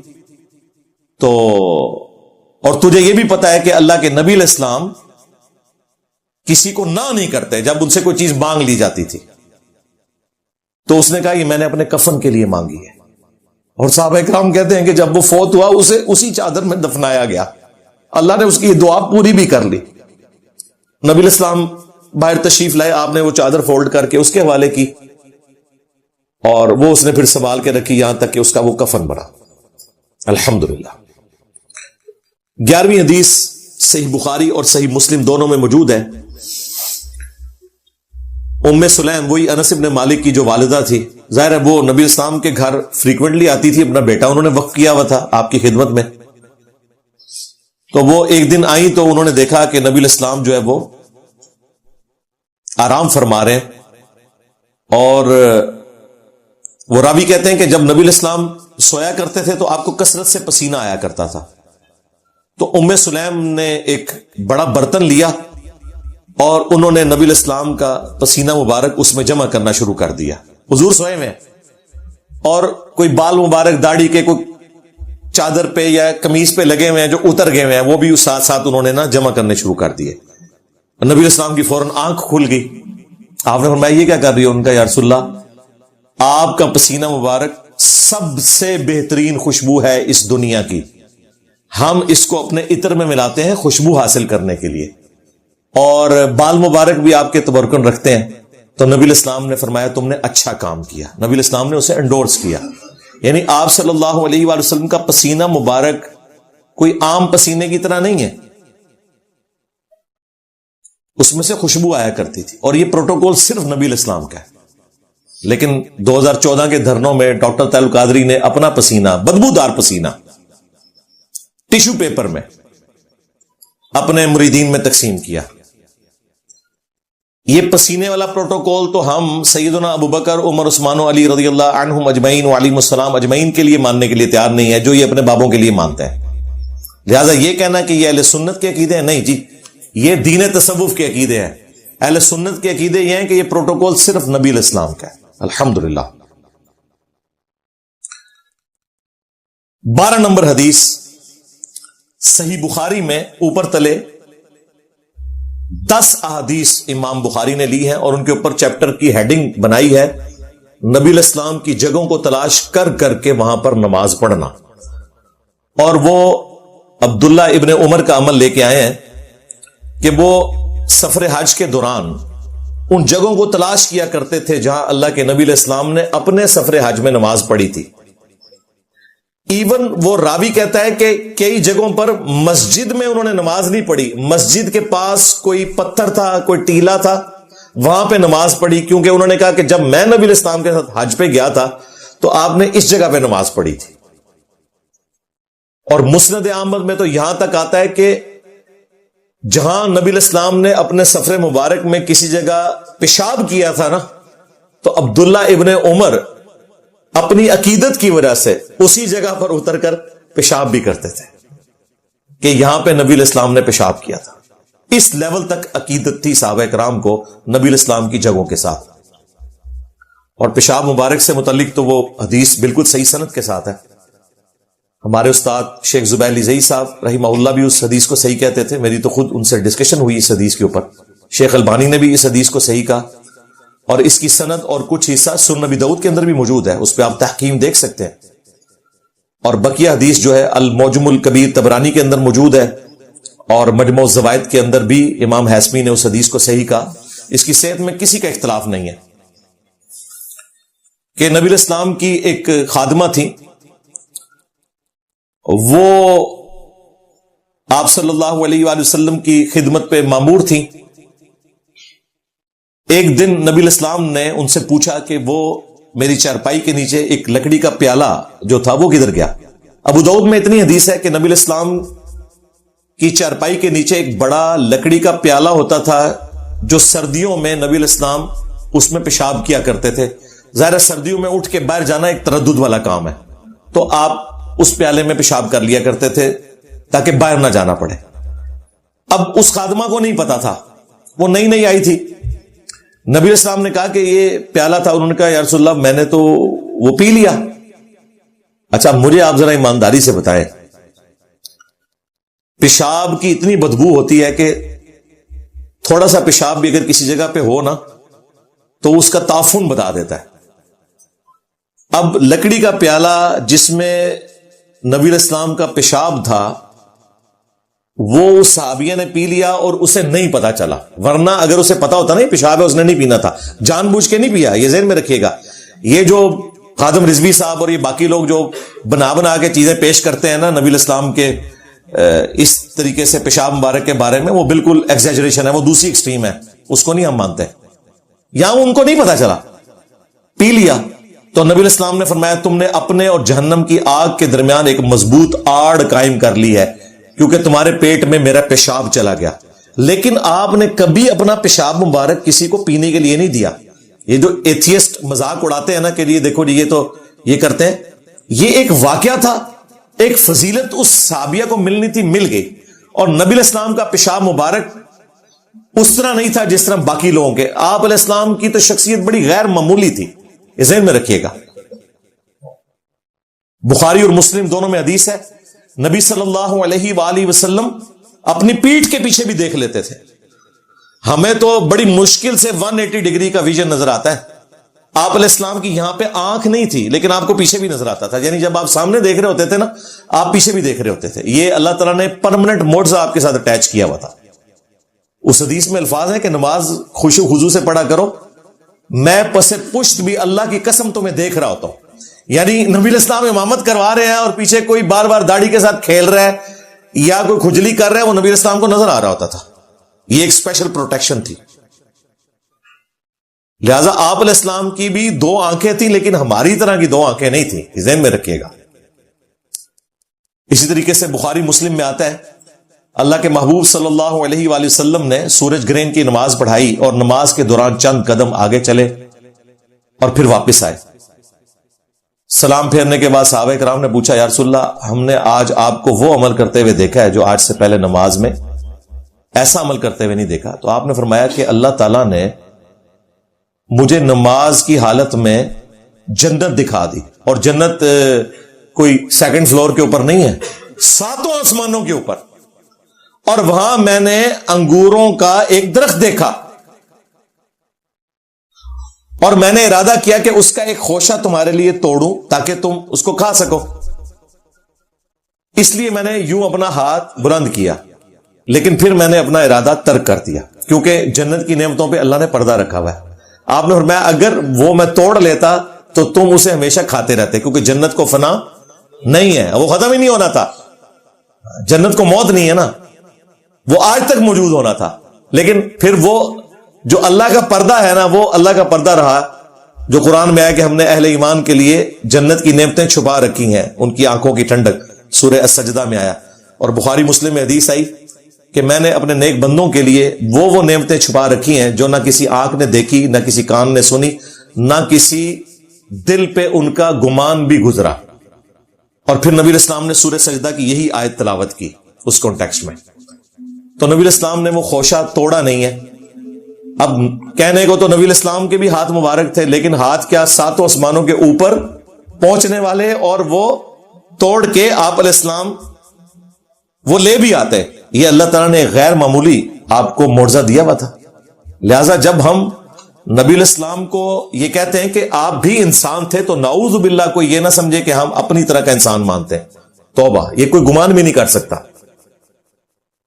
باقی وہ آیت برحق ہے, قل انما انا بشر مثلکم, کہ نبی تم فرما دو کہ میں انسان ہونے میں تمہاری طرح ہوں. اسپیشی میں مرتبے کی بات نہیں ہو رہی, اور یہ اسپیشی بتانا ضروری تھا کیونکہ لوگوں نے پیغمبروں کو اللہ کا بیٹا بنایا ہوا تھا. تو یہ بتانا ضروری تھا کہ میں اللہ کا بیٹا نہیں ہوں, اللہ کا پیغمبر ہوں. سورہ بنی اسرائیل میں آیا کہ اگر زمین پر فرشتے آباد ہوتے نا تو ہم فرشتوں میں سے کسی کو پیغمبر بنا کے بھیجتے. اب چونکہ انسان آباد ہے تو انسانوں میں سے پیغمبروں نے آنا ہے. لہذا نبی علیہ السلام اپنی اسپیشی میں بشر ہیں, ہاں آنری طور پر, آپ نور ہدایت بھی ہیں, وہ تو قرآن میں ہے, انا ارسلنا کا شاہدا و مبشرا و نذیرا و داعیا الی اللہ باذنہ و سراجا منیرا. نبی صلی اللہ علیہ وآلہ وسلم وہ سورج ہیں جو لوگوں کو چمکا دیتے ہیں, تو آپ نور ہدایت ہیں. حتیٰ کہ جو اہل سنت کے ہاں پہلی تفسیر ہے ابن جریر طبری کی المتوفا 310 ہجری, انہوں نے سورۃ المائدہ کی جو آیت نمبر 15 ہے, قد جاءکم من اللہ نور و کتاب مبین, اس کے تحت لکھا ہے کہ اس آیت مبارکہ میں نور سے مراد رسول اللہ کی ذات ہے اور کتاب سے مراد قرآن ہے. تو نبی الاسلام نور ہدایت ہیں الحمدللہ. اہل البیت بھی نور ہدایت ہیں, صحابہ اکرام بھی نور ہدایت ہیں, صحیح بخاری صحیح مسلم بھی نور ہدایت ہے. لیکن نبی الاسلام کی جو سپیشی ہے وہ انسان ہے. اس اعتبار سے انسان اشرف المخلوقات ہے. لہذا نبی الاسلام کو اگر وہ والا نور آپ ثابت کرنے کی کوشش کریں گے فرشتوں والا, تو یہ کوئی آپ کی شان بڑھا نہیں رہے ہوں گے آپ, بلکہ نبی الاسلام کی شان کو آپ کم کر رہے ہوں گے. کیونکہ نبی صلی اللہ علیہ وآلہ وسلم کی شان یہ ہے کہ آپ بشر ہیں, بلکہ افضل البشر ہیں, بلکہ بشریت کو ناز ہے آپ علیہ السلام کی ذات کے اوپر. باقی آپ نور ہدایت ہیں.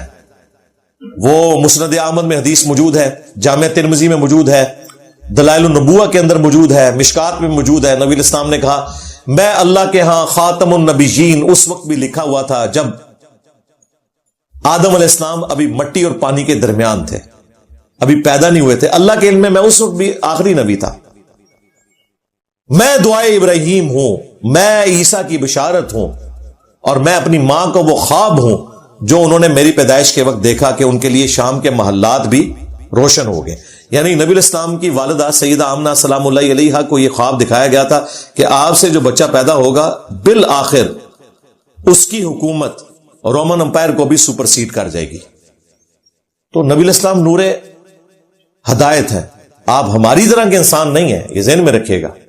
اسی لیے بخاری مسلم میں آتا ہے نا کہ نبی صلی اللہ علیہ وآلہ وسلم وصال کے روزے رکھا کرتے تھے, یعنی ایک روزہ افطار کیے بغیر اگلا روزہ, اور کنٹینیوس 2 3 4 دن تک. صحابہ کرام نے بھی اس سنت پہ عمل کرنے کی کوشش کی حضور سے پوچھے بغیر. ان کے لیے اتنا ہی کافی تھا کہ اللہ کے نبی کر رہے ہیں, لیکن وہ نبھا نہیں سکے, بے ہوش ہو گئے. تو نبی الاسلام ناراض ہوئے. آپ نے فرمایا ایکم مثلی, تم میں سے کون ہے جو میری مثل ہو. کسی نے نہیں پڑھا قل انما انا بشر مثلکم. اس کا یہ مطلب ہے ہی نہیں ہے جو بعض وہابی ٹائپ لوگوں نے لیا. میں سب کی بات نہیں کرتا, بعض ایگزیجریٹ کر گئے. آپ نے فرمایا کہ میں رات اپنے رب کے پاس گزارتا ہوں, میرا رب رات کو مجھے کھلاتا بھی ہے اور پلاتا بھی ہے. تم میں سے کون میری مثل ہو سکتا ہے؟ لہذا تم نے اس طرح کے وصال کے روزے نہیں رکھنے. تو آپ اندازہ کریں نبی الاسلام کے تو معجزات, آپ علیہ السلام کی پرسنالٹی کی جو ایکسٹرا آرڈنری خوبیاں انبلیویبل ہیں. بخاری اور مسلم دونوں میں حدیث موجود ہے. حضرت جابر بن عبداللہ کہتے ہیں کہ صلح حدیبیہ کے موقع کے اوپر پانی ختم ہو گیا, بمشکل ساروں سے جمع کر کے ایک پیالہ اکٹھا کیا ہم نے, اور نبی صلی اللہ علیہ وآلہ وسلم نے اپنا مبارک ہاتھ اس پیالے میں ڈالا اور اس میں سے پانی کے چشمے نکلنے شروع ہو گئے. یہ حضرت موسیٰ علیہ السلام سے بڑا معجزہ ہے. موسیٰ علیہ السلام نے لاٹھی ماری تھی پتھر پہ, پتھر سے پانی نکل آتا ہے بھائی, گوشت میں سے پانی نہیں نکلتا. یہ بڑا معجزہ ہے. تو وہ تابعین پوچھتے ہیں کہ جابر بن عبداللہ آپ کتنے لوگ تھے جنہوں نے ایک پیالے سے جس میں سے چشمے رواں تھے پیا؟ تو وہ فرماتے ہیں کہ اللہ کی قسم اگر ہم 1,00,000 بھی ہوتے نا وہ پانی زیادہ تھا. البتہ اس وقت ہم 1500 تھے, 1,500 بندہ, 1,500 بندہ, اور وہ کہتے ہیں 1,500 لوگوں نے ایک پیالے سے پانی پیا, پانی مشکیزوں میں سٹور بھی کیا, اپنے جانوروں کو بھی پلایا, اور نبی الاسلام کی مبارک انگلیوں سے مسلسل پانی کے چشمے جاری ہیں. لہذا نبی الاسلام کے ہاتھ مبارک ہمارے ہاتھوں کی طرح نہیں تھے, یہ ذہن میں رکھیے گا. بلکہ وہ صحیح مسلم میں ایک حدیث ہے کہ ایک اور سفر میں اسی طریقے سے راشن کم پڑ گیا تو حضرت عمر نے کھانا پانی ایک دسترخوان میں تھوڑا سا جمع کیا اور کہا یا رسول اللہ آپ برکت کے لیے دعا فرمائیں. تو آپ علیہ السلام نے برکت کی دعا کی تو وہ ہزاروں لوگوں کو کفایت کر گیا. یہ جتنے معجزات ہیں ان میں آپ کو ہمیشہ یہ ملے گا کہ تھوڑا سا پانی تھا اور وہ ہزاروں کو کفایت کر گیا. کریشن ایکس نہیلو کبھی نہیں ہوگی, عدم ماس سے وجود نہیں آئے گا, وہ صرف اللہ کی خوبی ہے. نبی علیہ السلام کی دعا کی برکت سے تھوڑے میں اضافہ ہو جاتا تھا. یہ کبھی نہیں ہوا کہ نبی علیہ السلام جو ہے وہ ایسے سراہتن اپنا ہاتھ مبارک آگے کریں اور اس میں سے پانی نکلے, نہیں, تھوڑا پانی ہوگا اس میں ہاتھ رکھیں گے تو پانی جاری ہوگا. یہ اللہ نے فرق رکھا ہوا ہے. عدم ماس سے وجود اللہ کی خوبی ہے. آلریڈی جو موجود ہے وہ اللہ تعالیٰ اپنے پیغمبروں کے ذریعے اس میں برکت ڈال دیتا ہے. وہ تو کئی ایک احادیث موجود ہیں. لیکن دیکھ لیں یہی حضرت عمر جو نبی علیہ السلام سے ریکویسٹ کر کے دعا کروا رہے ہیں اور برکت سے پانی اور کھانا کفایت کر رہے ہیں, کبھی رسول اللہ کی قبر پہ جا کے اس قسم کی انہوں نے کوئی ریکویسٹ نہیں کی. اس کے الٹ ملتا ہے صحیح بخاری میں 1010 نمبر حدیث 1010. حضرت عمر فاروق رضی اللہ تعالیٰ عنہ کے دور میں جب کبھی بھی قحط پڑتا تو انس بن مالک کہتے ہیں کہ وہ نبی علیہ السلام کے چچا عباس بن عبد المطلب کو لے کر اللہ کی بارگاہ میں حاضر ہوتے نماز استسقاء پڑھنے کے بعد, اور پھر دعا کرتے اللہم انا کننا نتوسل الیک بنبینا, اے اللہ پہلے ہم تیرے نبی کے وسیلے سے تیری طرف متوجہ ہوتے تھے اور تو ان کی دعا کی برکت سے بارش نازل فرماتا تھا. اب ہم تیرے نبی کے چچا کو لے کے آئے, ان کی دعا کی برکت سے بارش نازل فرما, تو بارش ہو جاتی.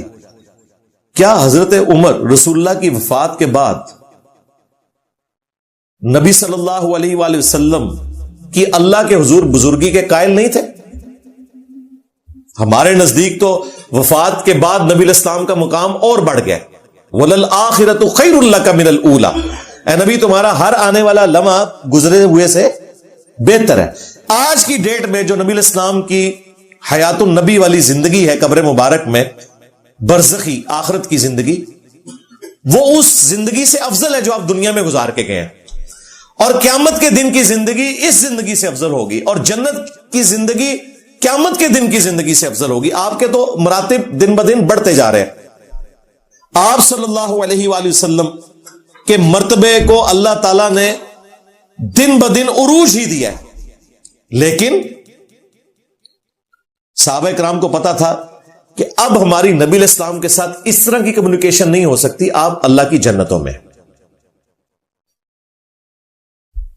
ہمارا درود و سلام آپ تک پہنچتا ہے. بخاری مسلم دونوں میں حدیث ہے, جب تم پڑھو گے السلام علیکہ ایھا النبی ورحمۃ اللہ وبرکاتہ, السلام علینا وعلی عباد اللہ الصالحین, تو زمین و آسمان میں ہر نیک بندے تک تمہارا سلام پہنچ جائے گا.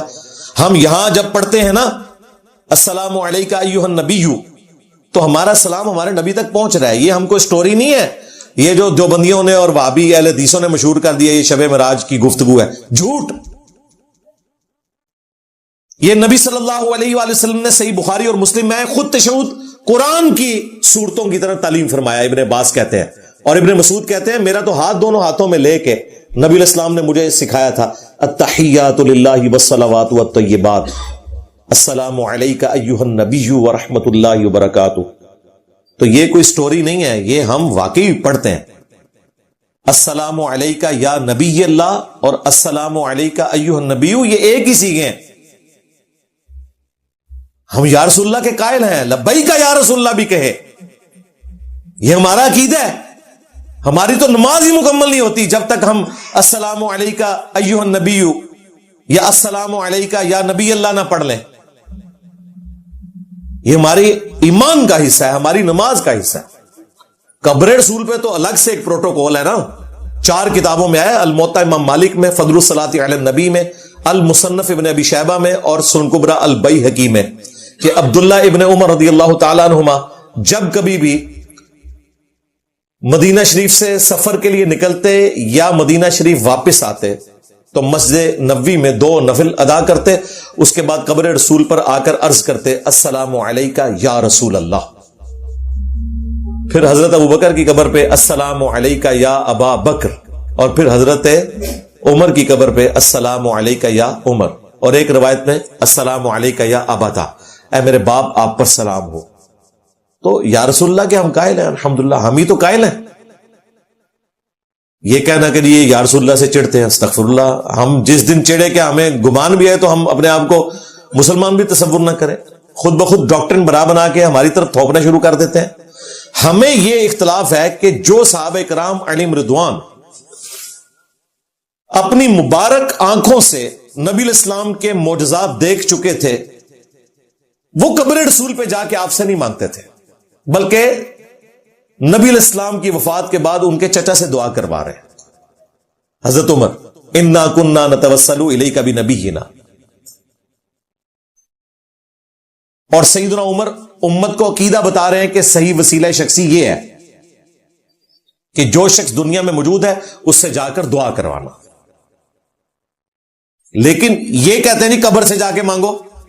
ایک طرف کہتے ہیں جی ہم بھی آخرت کی زندگی مانتے ہیں، لیکن دوسری طرف انہوں نے وہ جعلی واقعہ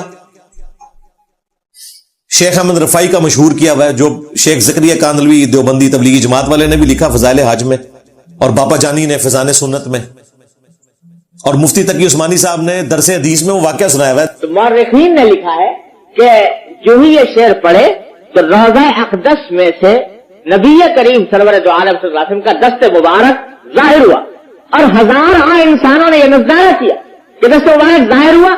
احمد کبیر رفاعی رحمۃ اللہ نے دست مبارک کو بوسہ دیا اور دست مبارک پھر واپس کر. اتنا عظیم الشان واقعہ ان کے ساتھ پیش آیا، اور یہ مورخین نے متعدد تاریخوں میں لکھا ہے، اور لکھا ہے کہ ہزارہ افراد کی موجودگی میں یہ واقعہ پیش آیا. درس حدیث کا اس واقعے سے کیا لینا دینا کہ جی 555 ہجری میں نبی الاسلام کی وفات کے 500 سال بعد جب شیخ احمد رفاعی جو ہیں وہ قبر رسول پہ حاضر ہوئے اور سلام عرض کیا اور نعتی اشعار پڑھے، تو نبی الاسلام سے انہوں نے ریکویسٹ کی کہ اپنا ہاتھ مبارک باہر نکالیں. کہتے ہیں 90,000 لوگوں کی موجودگی میں حضور کا ہاتھ نکلا باہر، اور شیخ احمد رفاعی نے بوسہ دیا، اور ان 90,000 لوگوں میں شیخ عبد القادر جیلانی کا نام بھی ذکر کیا جاتا ہے. کون بھی ٹھوک دیتا. میں نے کہا بڑی بدبختی ہے، عبد القادر جیلانی نے تو ہاتھ نہیں چوما، اس میں لکھا ہے صرف شیخ احمد رفاعی نے چوما. مرید نے چوم لیا، اس کا پیر عبد القادر جیلانی وہاں ہے وہ نہیں چوم سکا. جھوٹ جھوٹ بولو اور بولو، بولتے جاؤ.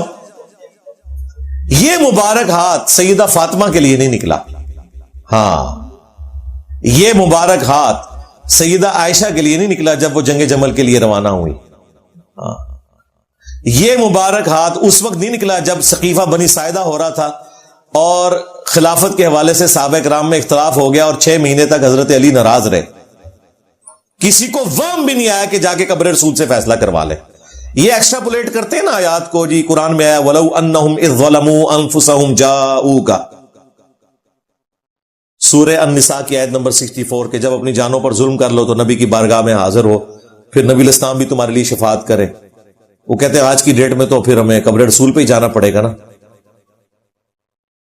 بھائی آج کی ڈیٹ کے لیے تو نبی الاسلام نے وظیفہ بتایا ہوا ہے، صحیح مسلم میں حدیث ہے، جو اذان کا جواب دے اس کے بعد دروشی پڑھے اور الوسیلہ والی دعا مانگے جو بخاری میں آئی ہے، تو میری شفاعت اس کے لیے حلال ہو جائے گی، کوئی خرچہ کرنے کی ضرورت نہیں. ویسے تو جانا ایک سعادت ہے، قبر رسول کی حاضری اس پلانٹ ارتھ کی نفلی عبادات میں ٹاپ کے اوپر عبادت ہے.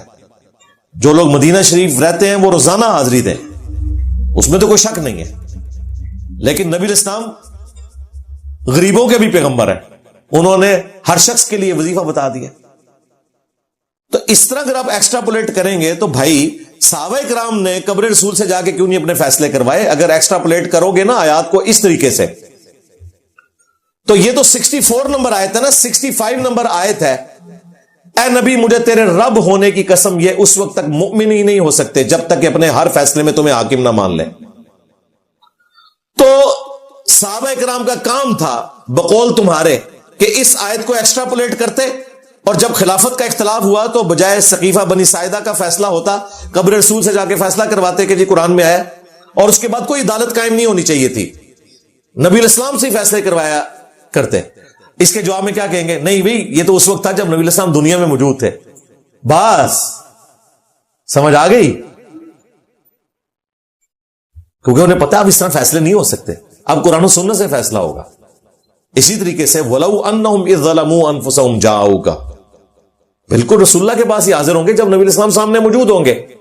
صحیح بخاری میں حدیث ہے, ایک صحابی کی پنڈلی کی ہڈی ٹوٹ گئی, نبی علیہ السلام نے کسی کام سے بھیجا تھا, واپسی پہ قلعے سے چھلانگ ماری تو پنڈلی کی ہڈی ٹوٹ گئی. انہوں نے اپنی پگڑی اتار کے ٹانگ باندھی اور نبی علیہ السلام کی خدمت میں لنگڑاتے ہوئے پہنچ گئے اور کہا یا رسول اللہ آپ نے جو ذمہ داری دی تھی میں نے پوری کر دی, لیکن ساتھ یہ نہیں کہا کہ تھوڑے پیچھے لات پنوا لی ہے میں. ادھر تو کوئی کام کرے تو وہ پھر اپنا احسان جتاتا ہے کہ یا رسول اللہ آپ کے پیچھے میں نے ٹانگ توڑوا لی. نبی علیہ السلام نے خود پوچھا کہ یہ کیا ہوا ہے, تو کہا یا رسول اللہ میں نے چھلانگ لگائی تھی, اس طرح قلعے کی دیوار اونچی تھی تو میری یہ ہڈی ٹوٹ گئی ہے. آپ نے فرمایا ادھر کر, آگے کی آپ نے مبارک ہاتھ پھیرے. وہ کہتے ہیں اللہ کی قسم اس طرح ہو گئی کہ آج سے پہلے کبھی ٹوٹی نہیں تھی, حالانکہ پنڈلی کی ہڈی کیور ہونے میں 6 سے 8 ہفتے چاہیے, وہ بھی اگر بینڈیج کر کے پراپر فارم میں, پھر بھی ویسے نہیں ہوگی جس طرح ٹوٹنے سے پہلے تھی. یہ معجزہ تھا, معجزہ سائنٹیفکلی ریپروڈیوس بھی نہیں ہو سکتا, یہ ذہن میں رکھیے گا, ورنہ وہ معجزہ نہیں رہے گا. یہ فزیکل فینومینا آف نیچر کو توڑنے والی چیز تھی.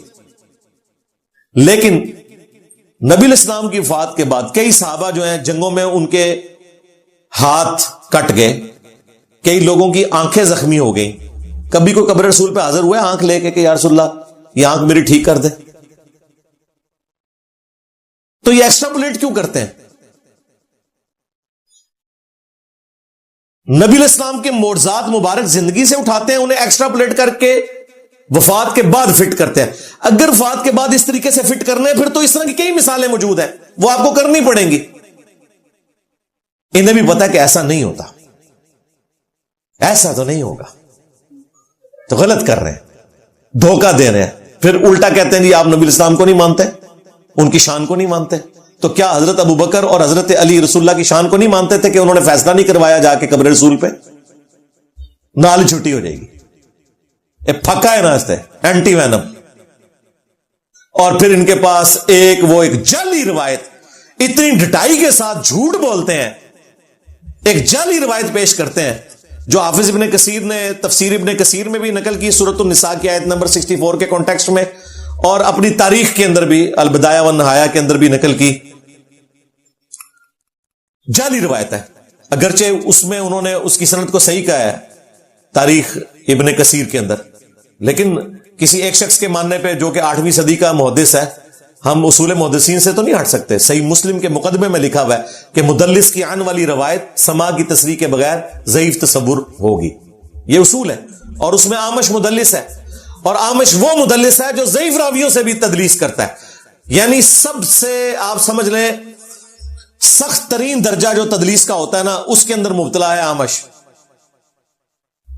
ان سے روایت کر رہا ہے اور یہ ڈٹائی سے پیش کرتے ہیں. جی ایک عربی حضور کی بارگاہ میں حاضر ہوا, انہوں نے کہا یا رسول اللہ امت کے لیے دعا کریں کہ قحط ہے, اور بعد میں اسے اونگ آئی اور خواب میں نبی الاسلام کی زیارت ہوئی کہ عمر کو میرا سلام کہنا اور اسے کہنا کہ حکومتی معاملات کو صحیح طریقے سے لے کے چلے, ان قریب اللہ تعالیٰ تمہیں سراب کرے گا. وہ کہتے ہیں دیکھیں جی قبر رسول پہ جا کے یہ آیت کے ذریعے جو ہے وہ صحابہ کرام مانگا کرتے تھے.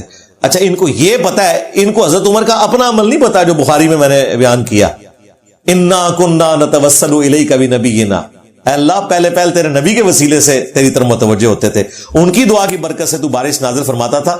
اب ان کی وفات کے بعد ان کے چچا کو لے کے آئے, ان کی دعا کی برکت سے بارش نازل فرما, عباس ابن عبد المطلب, اور بارش ہو جاتی تھی. اگر تم نے گستاخ کہنا ہے پھر حضرت عمر کو کہو گے, ہمارا عقیدہ وہ جو حضرت عمر کا ہے, وسیلہ شخصی والا. اور وہ جعلی روایت پیش کر کے نا تو کہتے ہیں جی ہم بھی اسی لیے مانگتے ہیں, حالانکہ اس میں مانگا بھی کوئی نہیں ہوا. انہوں نے کہا یا رسول اللہ آپ دعا کریں, وہ روایت ہی جعلی ہے, اس کو پیش کرنا ڈٹائی کے ساتھ. اور یہ آمش کی تدلیس کا مسئلہ اتنا اوپن ہے کہ عباس رضوی صاحب, میں ان سے ملا ہوا ہوں, بریلویوں کے محدث تھے. کیو ٹی وی جب نیا نیا لانچ ہوا تو اس وقت وہ بہت زیادہ آیا کرتے تھے. بعد میں وہ خیر اب ان کی شادی ہو گئی لیٹ عمر میں کسی امیر عورت کے ساتھ, تو وہ پھر دبئی شفٹ ہو گئے. تو انہوں نے نا حیات الانبیاء فی قبورہم امام بیہقی کی کتاب جس میں 18 حدیثیں ہیں نا اس کی شرح لکھی. حدیثیں 18 ہیں پوری کتاب میں, شرح اینی موٹی لکھی ہے. 18 حدیثیں دی شرح اینی موٹی. واللہ آپ زندہ ہے, یہ انہوں نے اس کا اردو ترجمہ کیا اور ساتھ شرح لکھی. اس میں انہوں نے جو آخری حدیث آتی ہے نا کہ جو شخص میری قبر پہ سلام عرض کرے گا میں خود سنتا ہوں, اور جو دور سے سلام بھیجے گا وہ مجھ تک پہنچایا جاتا ہے. اب یہ روایت دیوبندی پیش کرتے ہیں, کیونکہ دیوبندی قبر پہ سننا مانتے ہیں, دور سے سننا نہیں مانتے. تو بریلویوں نے کہا کہ یہ تو روایت ہی ضعیف ہے. بریلوی کہہ رہے ہیں روایت ضعیف ہے کہ نبی اسلام قبر مبارک پہ خود سنتے ہیں. وہ اصل میں اس روایت کو اس لیے مانے بغیر دور سے بھی سنتے ہیں. ویسے امام بیہقی نے بھی اس روایت کے بارے میں لکھا کہ اس میں محمد بن مروان السدی کذاب راوی ہے اور ایک سند میں آمش کی تدلیس ہے. تو عباس رضوی صاحب نے نا آمش کا لکھا کہ آمش کی تدلیس کے اوپر تو اتفاق ہے کہ یہ مدلس تھا, اور مدلس کی آنے والی روایت سما کی تصریح کے بغیر ضعیف ہوتی ہے. اور ڈاکٹر اشرف جلالی بڑی ڈٹائی کے ساتھ یہ روایت پیش کرتا ہے اور کہتا ہے جی ابن کثیر نے, ابن کثیر تو 8ویں صدی میں آیا ہے, ہم بات کر رہے ہیں 30ویں صدی میں. امام مسلم نے جو اصول محدثین لکھے ہیں مسلم شریف میں کہ مدلس کی آن والی روایت سما کی تصریح کے بغیر ضعیف ہوگی, اس کی سما کی تصریح دو نا, ہمیں تلاش کرو نا, وہ ہے ہی نہیں ہے. ایک جعلی روایت المصنف ابن ابی شیبہ میں یہ روایت موجود ہے جو حافظ ابن کثیر نے نقل کی. اس جعلی روایت کی بنیاد کے اوپر انہوں نے سارا ہنگامہ کھڑا کیا ہوا ہے. پھر کہتے ہیں جی وہ امام بخاری نے الادب المفرد میں بھی ایک روایت لی ہے کہ ایک دفعہ عبداللہ ابن عمر کا پاؤں سو گیا تو ان کے ساتھیوں نے کہا کہ آپ اس کو پکاریں اس وقت کہ جو آپ کو سب سے بڑھ کر محبوب ہے. تو انہوں نے کہا یا محمد صلی اللہ علیہ وآلہ وسلم. ساتھیوں نے یہ نہیں کہا تھا کہ مدد کے لیے پکارے. کسی کا پاؤں سو جائے اس کو جوش دلانے کے لیے جس سے اس کی سب سے زیادہ عقیدت وابستہ ہے, اس کا اگر وہ نعرہ لگائے تو اس کی توجہ بٹے گی. یہ تھا, اس میں یہ نہیں الفاظ کہ مدد کے لیے پکارے. انہوں نے کہا جو تمہیں سب سے بڑھ کر محبوب ہے نا اس کو پکارو. وہ تو ہم بھی نبی اسلام کا جب نام آتا ہے اور ہم آپ علیہ السلام کے لیے لبیک یا رسول اللہ کا نعرہ لگاتے ہیں, لبیک یا حسین بھی کہتے ہیں, المدد نہیں لبیک. تو اس میں الفاظ ہیں, انہوں نے کہا یا محمد. یہ روایت ضعیف ہے, اس میں ابو اسحاق مدلس ہے, ان سے روایت کر رہے ہیں. روایت ضعیف ہے, یہ ڈٹائی کے ساتھ پیش کرتے ہیں. اور دوسری بات, یہ روایت بریلویوں کے نزدیک بھی انتہائی گستاخانہ ہے, کیونکہ سورۃ الحجرات میں ہے کہ رسول اللہ کو تم نے ویسے نہیں پکارنا جس طرح آپس میں ایک دوسرے کو پکارتے ہو. آپ کو یہ کتنی ڈٹائی سے کہتے ہیں جی پورے قرآن میں یا محمد کوئی نہیں ہے, کہتے ہیں نا, کہتے ہیں یا ایھا المزمل ہے, یا ایھا الرسول ہے, یا ایھا المدثر ہے, یا ابراہیم ہے, اور باقی پیغمبروں کو بھی اللہ تعالیٰ نے یا کہہ کے پکارا ہے, لیکن اپنے محبوب کو یا کے ذریعے نہیں پکارا, نام لے کر. اس لیے یا محمد کہنا بے ادبی ہے. اور سورۃ الحجرات میں ہے کہ نبی الاسلام کو ویسے نہ پکارو جس طرح آپس میں ایک دوسرے کو پکارتے ہو. اور ان آیات کے بعد صحابہ کرام یا محمد نہیں کہتے تھے, یا رسول اللہ کہتے تھے. اور یہاں پہ عبداللہ ابن عمر کے متھے مار دیا کہ وہ یا محمد کہہ رہے ہیں حضور کی وفات کے بعد. تو یہ تو روایتی گستاخانہ ہے. لو سامو. پھر کہتے ہیں جی وہ تاریخ ابن کثیر میں البدایہ والنہایہ کے اندر ہے کہ مسلمہ کذاب سے جب جنگ ہوئی تو اس وقت صحابہ کرام کا نعرہ تھا یا محمد. بے سند روایت اور گستاخانہ, کیونکہ یا محمد تو کہنا ہی گناہ ہے. سمجھ رہے ہیں نا میری بات آپ؟ یہ انہوں نے آپ کو بتایا ہوا ہے کہ نبی اسلام کو یا محمد نہیں کہہ سکتے, اور بالکل ٹھیک بتایا ہے, قرآن میں آیا ہوا ہے کہ نبی کو ویسے نہیں پکارنا جس طرح آپس میں ایک دوسرے کو پکارتے ہو. اسی دیکھیں صحابہ کرام کبھی نہیں کہتے تھے, کبھی حضرت ابو بکر نے کہا کہ میرے داماد نے فرمایا, نہیں, وہ کہتے ہیں قال رسول اللہ صلی اللہ علیہ وآلہ وسلم. سیدہ عائشہ نے کبھی نہیں کہا کہ میرے شوہر نے فرمایا, کیا کہا؟ قال رسول اللہ صلی اللہ علیہ وآلہ وسلم.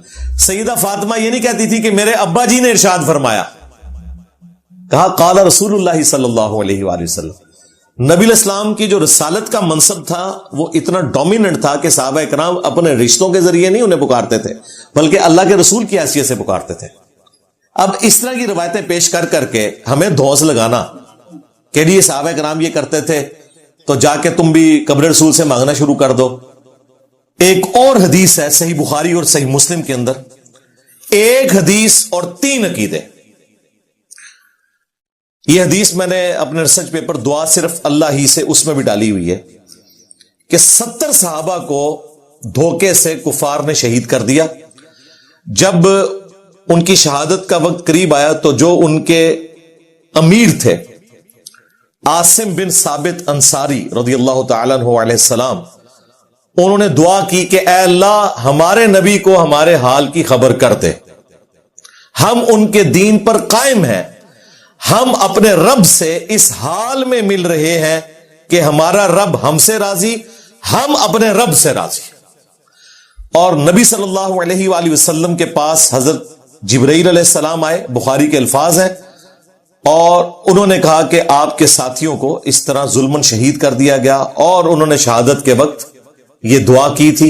अल्लाह ताला ने हजरत जिब्राइल अलैहिस्सलाम के जरिए नबी अलैहिस्सलाम तक वो पैगाम पहुंचाया। यह हदीस इस बात पर गवाह है कि अल्लाह के महबूब सल्लल्लाहु अलैहि वसल्लम को उस वक्त जबकि आप दुनिया में मौजूद थे, सहाबा इकराम ने डायरेक्ट मदद के लिए नहीं पुकारा, बल्कि कहा ऐ अल्लाह तू हमारे नबी को हमारे हाल की खबर कर दे। या रसूल अल्लाह उन्जुर हालाना उन्होंने नहीं कहा, बल्कि कहा ऐ अल्लाह तू हमारे नबी को हमारे हाल की खबर कर दे। ये कहते हैं नबी इस्लाम कब्र मुबारक में है और सबको देख रहे हैं, हमारे नामा माल उन तक पहुंच रहे हैं, जबकि कब्र मुबारक से बाहर थे तो सहाबा कराम उस वक्त भी नबी इस्लाम को नहीं पुकारते थे।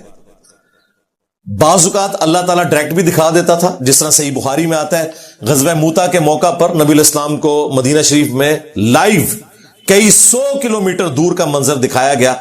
आपकी आंखों से आंसू रवा है कि मेरे जैद को शहीद कर दिया गया, मेरे अब्दुल्ला बिन रवाहा को शहीद कर दिया गया, और मेरे जाफर तैयार को शहीद कर दिया गया। अब अल्लाह की तलवारों में से एक तलवार खालिद इब्न वलीद को मुसलमानों ने अमीर चुना है। मैं अल्लाह से उम्मीद करता हूं कि अल्लाह ताला उसके हाथों पे मुसलमानों को फतह देगा, और वो फतह ये हुई कि वो लश्कर बचा के वापस आ गए।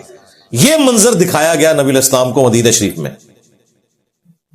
अल्लाह जो चाहे वो दिखा देता है, लेकिन यहां पर 70 सहाबा शहीद हुए और उन्होंने दुआ की कि हमारे नबी तक हमारे हाल की खबर कर देनी है। यानी आसिम बिन साबित अंसारी रज़ियल्लाहु ताला अन्हु ने मुसलमानों को 3 अकीदे समझा दिए।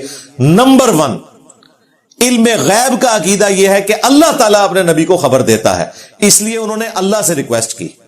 नंबर 2, हाजिर नाजिर का अकीदा जो इन्होंने समझा है कि नबी इस्लाम जो है वो मदीना शरीफ में बैठे हुए हर चीज को देख रहे हैं। सहाबा इकराम का यह अकीदा था कि अल्लाह ताला हमारे नबी को इत्तला देगा। और नंबर 3, इस्तानत का अकीदा, उन्होंने नबी इस्लाम को मदद के लिए नहीं पुकारा, बल्कि कहा कि ऐ अल्लाह तू हमारे नबी को हमारे हाल की खबर कर दे। एक हदीस 3 अकीदे, अकीदे हाजिर नाजर, अकीदे इल्म गैब और अकीदे इस्तानत क्लियर हो गया।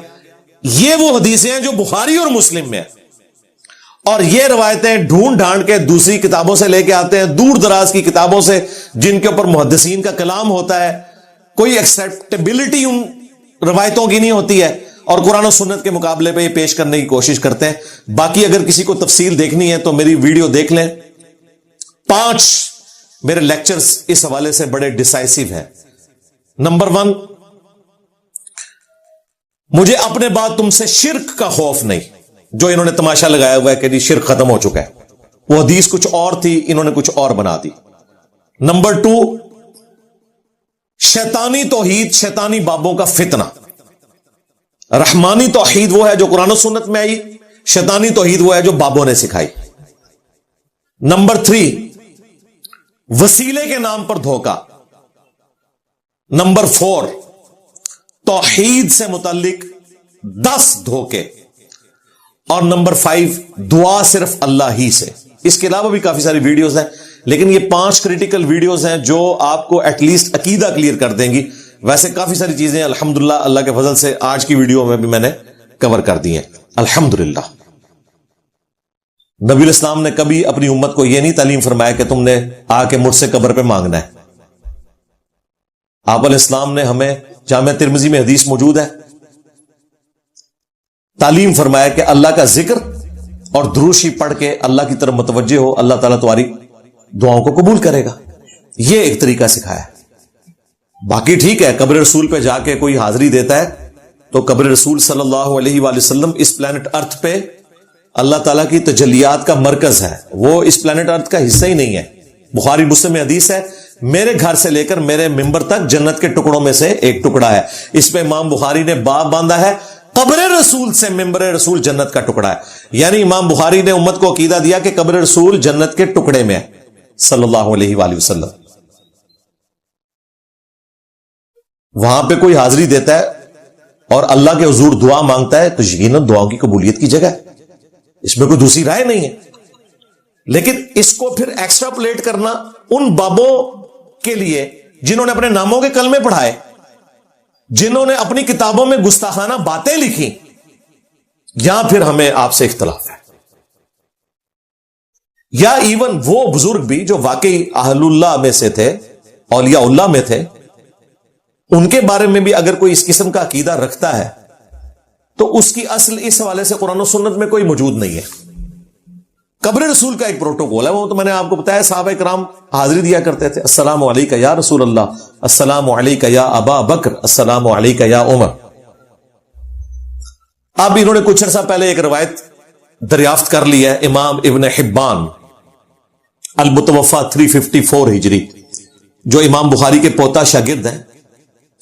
امام بخاری کے شاگرد ہیں امام ابن خزیمہ, انہوں نے صحیح ابن خزیمہ لکھی, اور ان کے آگے سے شاگرد ہے امام ابن حبان. یہ لفظ ہے حبان, ہا کے نیچے زیر ہے, حبان نہیں ہے حبان. مولوی سے کہہ رہے ہیں, ویسے چل جاتا ہے اردوش. امام ابن حبان کی کتاب الثقات ہے جس میں انہوں نے اسماء و رجال کے حوالے سے مختلف راویوں کا تعارف لکھا. اس میں انہوں نے ایک اپنا پرسنل ایکسپیرینس لکھا ہے. وہ کہتے ہیں جتنا عرصہ میں توس میں رہا, ایران میں توس ایک جگہ ہے, تو جب کبھی بھی مجھ پر کوئی مشکل آتی تھی تو میں امام علی ابن موسیٰ رضا رحمہ اللہ تعالی ورضی اللہ تعالی عنہ وعلیہ السلام کی قبر پر حاضری دیتا تھا اور اللہ کے حضور دعا کرتا تھا, اللہ تعالیٰ میری وہ مشکل آسان کر دیتا تھا.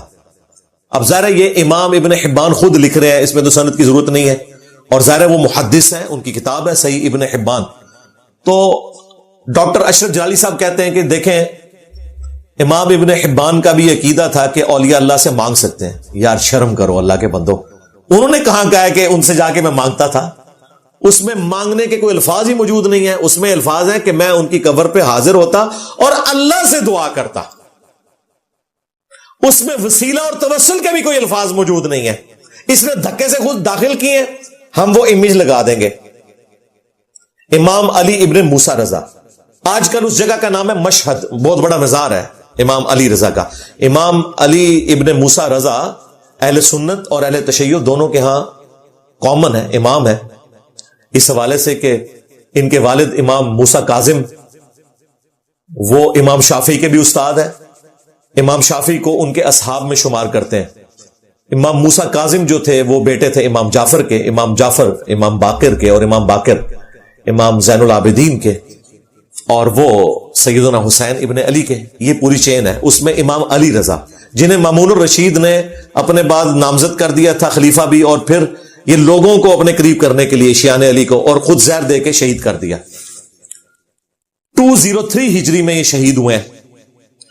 اس کا بھی ذکر امام ابن حبان نے کیا کہ انہیں مامون الرشید نے زہر دے کے شہید کیا, اور وہ کہتے ہیں میں کافی عرصہ وہاں رہا, جب مجھے کوئی مصیبت آتی تو میں امام علی ابن موسیٰ رضا کی قبر پہ حاضری دیتا اور اللہ کے حضور دعا کرتا, اور کہتے ہیں میرا تجربہ ہے کہ جب جب مجھ پہ مصیبت آئی میں نے ان کے قبر مبارک پہ کھڑے ہو کر اللہ سے مانگا اور اللہ نے میری وہ مصیبت آسان کی.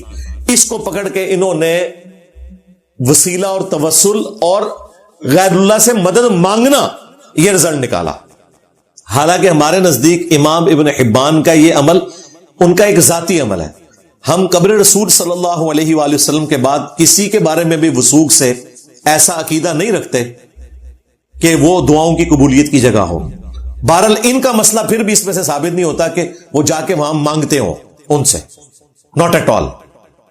نہ نبی الاسلام نے کہیں فرمایا. آپ نے تو اپنے امتیوں کو یہی عقیدہ تعلیم فرمایا کہ تم نے ہر نماز کی ہر رکعت میں کیا پڑھنا ہے؟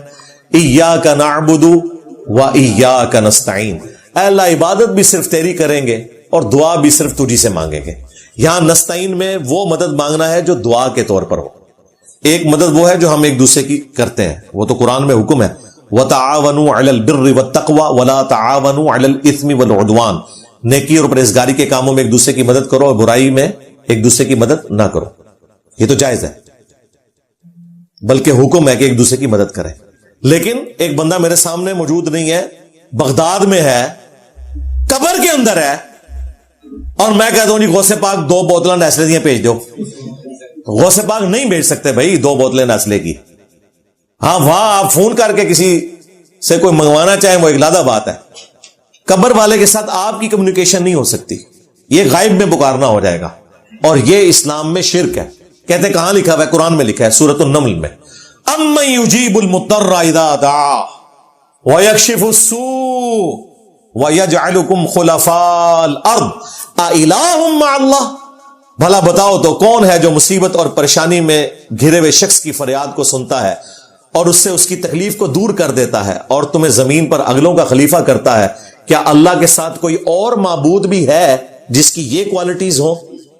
قلیلا ما تذکرون، بہت کم ہی تم نصیحت حاصل کرتے ہو. اس آیت کے تحت جو شخص عبد القادر جیلانی کو دعا میں پکارتا ہے، ان سے مدد مانگتا ہے، گویا وہ انہیں معبود مانے ہوئے ہے، چاہے وہ اللہ کا بندہ سمجھ کے اور چاہے کوئی منی گاڈ سمجھ کے. کیونکہ یہاں اللہ تعالیٰ فرما رہے کہ کیا اللہ کے ساتھ کوئی اور معبود ہے جو تمہاری مصیبت اور پریشانی کو سنے اور تکلیف دور کرے؟ ظاہری اسباب کی نہیں بات ہو رہی، دعا کے اعتبار سے. یہ آپ کو کہیں گے جی ہم روٹی امی سے مانگتے ہیں، اور مری بھی امی سے کون روٹی مانگتا ہے؟ امی سے ضرور مانگے ظاہری اسباب میں، لیکن فوت شدگان سے اور نہیں جی وہ آخرت کی زندگی میں زندہ ہے. آخرت کی زندگی میں اگر زندہ ہے تو شہید کی بیوہ جو ہے وہ شہید کے مرنے کے بعد دوسرا نکاح کیوں کر لیتی ہے؟ اسے کہنا چاہیے نا میرا خامن تو زندہ ہے، میں نکاح نہیں کروں گی. کہتے نہیں او زندگی ہو رہا ہے، ہاں آئے ہو نا داڑھ ڈلے. پتہ سب کچھ ہے ان کو، تھوڑا سا نا ذرا ٹھوکر مارنی پڑتی ہے تو یہ مردے زندہ ہو جاتے ہیں اللہ کے فضل سے علمی طور پہ. تو ظاہری اسباب اللہ تعالیٰ نے جو رکھے ہوئے ہیں وہ اللہ نے پانی کو پیاس بجھانے کا ذریعہ بنایا ہے، کھانے کو بھوک مٹانے کا ذریعہ بنایا ہے، لیکن ہم پانی یا کھانے والی چیزوں کو مدد کے لیے نہیں پکارتے. ورنہ میں نے اکثر بتایا کہ اس پلانٹ ارتھ پہ سب سے بڑا اگر کوئی مشکل کشا ہے نا مخلوقات میں تو وہ سورج ہے. سورج کی وجہ سے زمین پہ موسم بدلتے ہیں، سورج کی وجہ سے ہوائیں چلتی ہیں، سورج کی وجہ سے سمندروں کا پانی ایویپوریٹ ہو کے بارش کی شکل میں ہمارے اوپر برستا ہے اور گلیشیئرز کی فارم میں سٹور ہوتا ہے پہاڑوں پر. اسی سورج کی تپش کی وجہ سے وہ پہاڑ پہ رکھی ہوئی برف پگھلتی ہے اور وہ دریا جاری ہوتے ہیں زمین پر بھی، زمین کے نیچے بھی، اور اس پانی سے ہم انرجی حاصل کرتے ہیں. اور سورج کی وجہ سے ہی یہ جو پانی حاصل ہوتا ہے یہ پودوں کو لگتا ہے اور پودے اپنی خوراک تیار کرتے ہیں، ان پودوں کو جانور کھاتے ہیں اور ہم ان جانوروں کو کھاتے ہیں اور ان پودوں کو کھاتے ہیں. اس پلانٹ ارتھ پہ زندگی اگر کسی کی وجہ سے آباد ہے تو وہ سورج ہے. سورج مر جائے زندگی ختم ہو جائے. کیا ہمیں کبھی وہم بھی ہوا کہ ہم سورج کو مدد کے لیے پکارے؟ جو سب سے بڑا مشکل کچھ ہے، کہتے ہیں جی دیکھو نا جی ڈیوٹیاں لگی ہیں نا، ڈیوٹی سورج دی نہیں لگی ہوئی. بھائی ڈیوٹی لگی بھی ہو تب بھی پکارنا اللہ کو ہے. ہاں حضرت میکائیل کی ڈیوٹی ہے بارش برسانے پہ، لیکن پکارتے ہم کس کو ہیں؟ اللہ کو. صلاۃ الاستسقاء آئی ہے بخاری مسلم میں کہ نبی علیہ السلام بارش کے لیے نماز پڑھا کرتے تھے، اس کے بعد اللہ سے دعا مانگا کرتے تھے. آپ کی تو دوستی یاری تھی، آپ تو کہہ سکتے تھے اے میکائیل ذرا 2 بدل بھیجی نا ادھر. تسی تو شاہی کوئی نہیں، تو بابے تو شاہی کوئی نہیں، اللہ کے محبوب ہیں. صلی اللہ علیہ وآلہ وسلم. لیکن آپ نے اپنی امت کو یہ نہیں کہا کہ آپ نے کسی فرشتے کو پکارنا ہے. آپ کو پتا تھا کہ امت پھر تھیندے تھیندے تھی جائے گی. اسی لیے آپ نے فرمایا دیکھنا میری شان کو اس طرح بلند نہ کرنا جس طرح نصارہ نے اپنے پیغمبر کو بڑھا دیا. میں اللہ کا بندہ اور اس کا رسول ہوں, مجھے اللہ کا بندہ اور اس کا رسول ہی کہنا. محمدن عبدہ ورسولہ.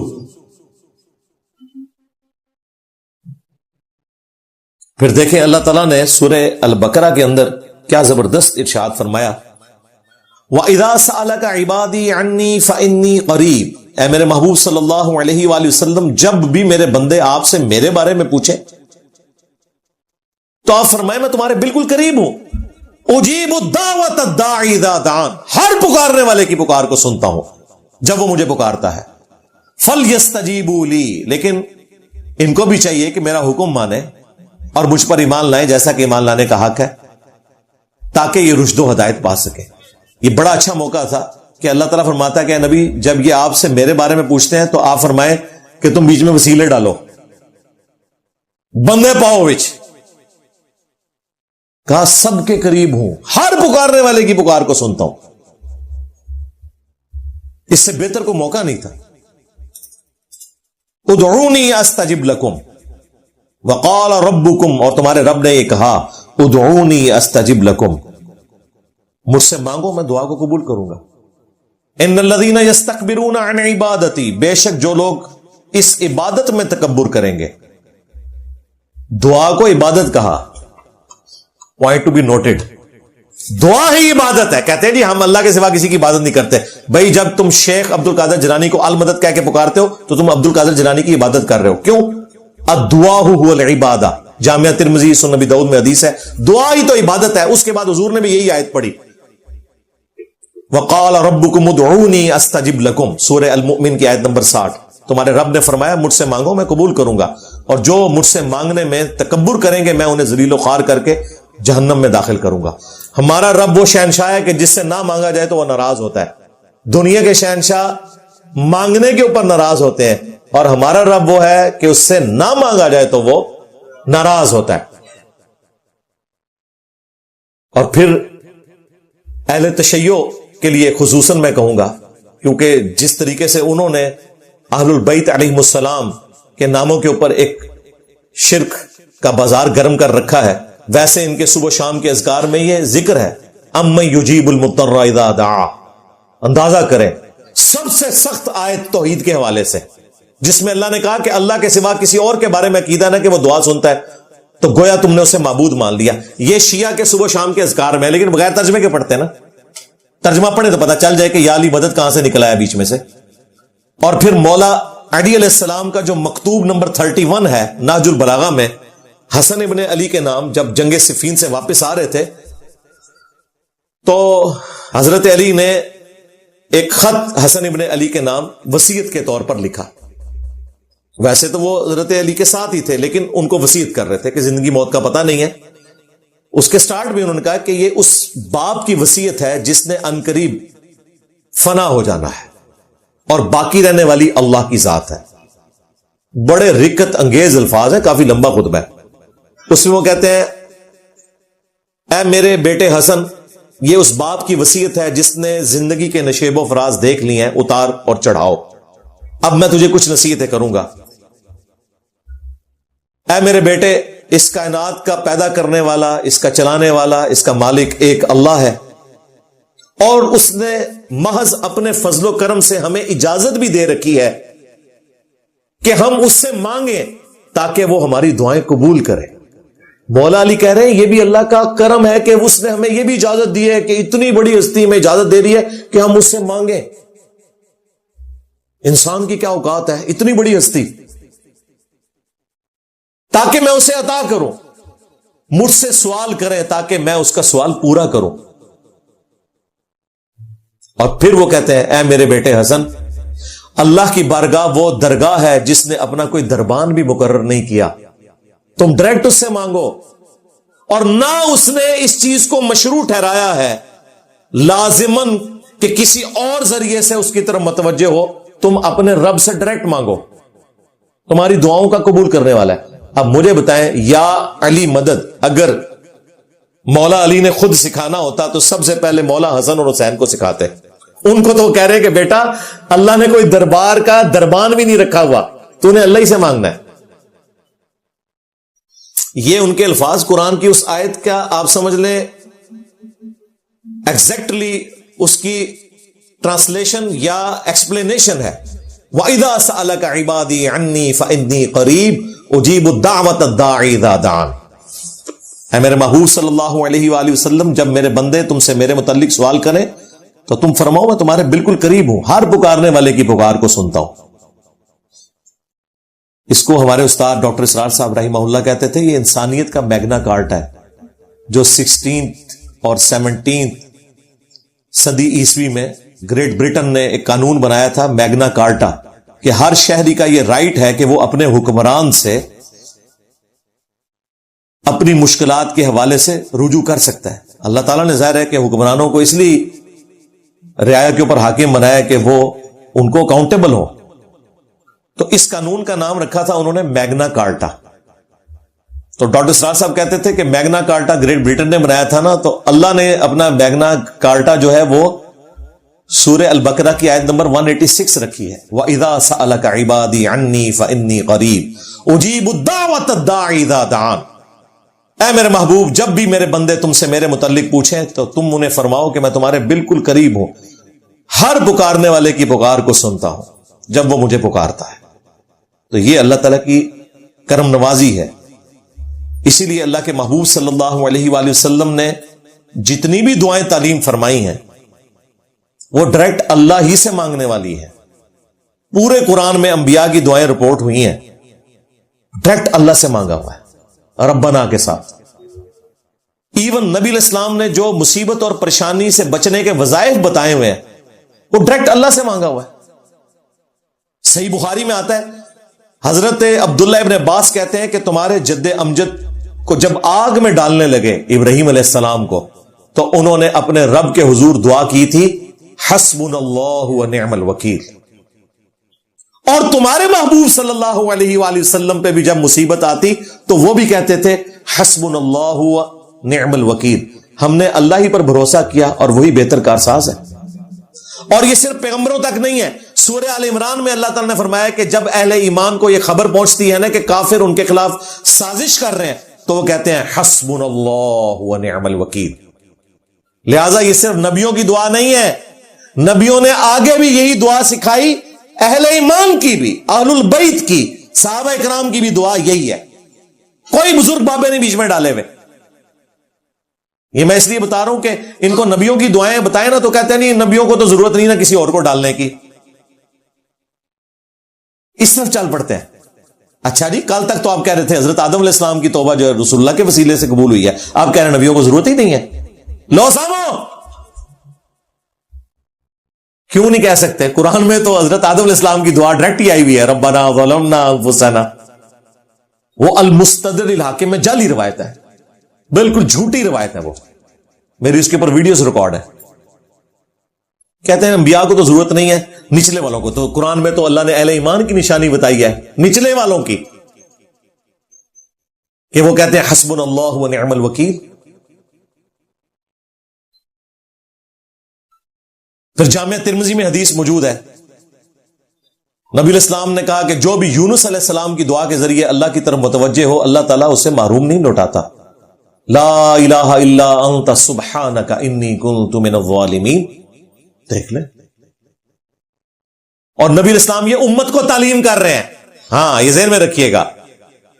اور یہ جو حضور نے کہا نا کہ اللہ تعالیٰ محروم نہیں لوٹاتا, یہ الفاظ قرآن میں بھی ہیں, کذالک ننجی المؤمنین, ہم اہل ایمان کو بھی نجات دیں گے جس طرح یونس کو دی تھی جو بھی یہ دعا مانگے گا.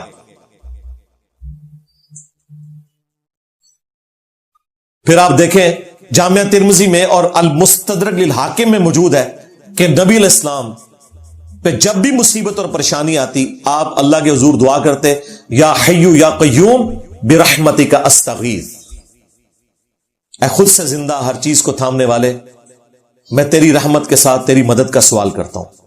الف سے پڑھیں گے یعنی حمزہ سے تو استغیث سنگولر کا صیغہ ہے, اور نون سے پڑھیں گے نستغیث تو جمع کا صیغہ ہے. دونوں الفاظ درست ہیں,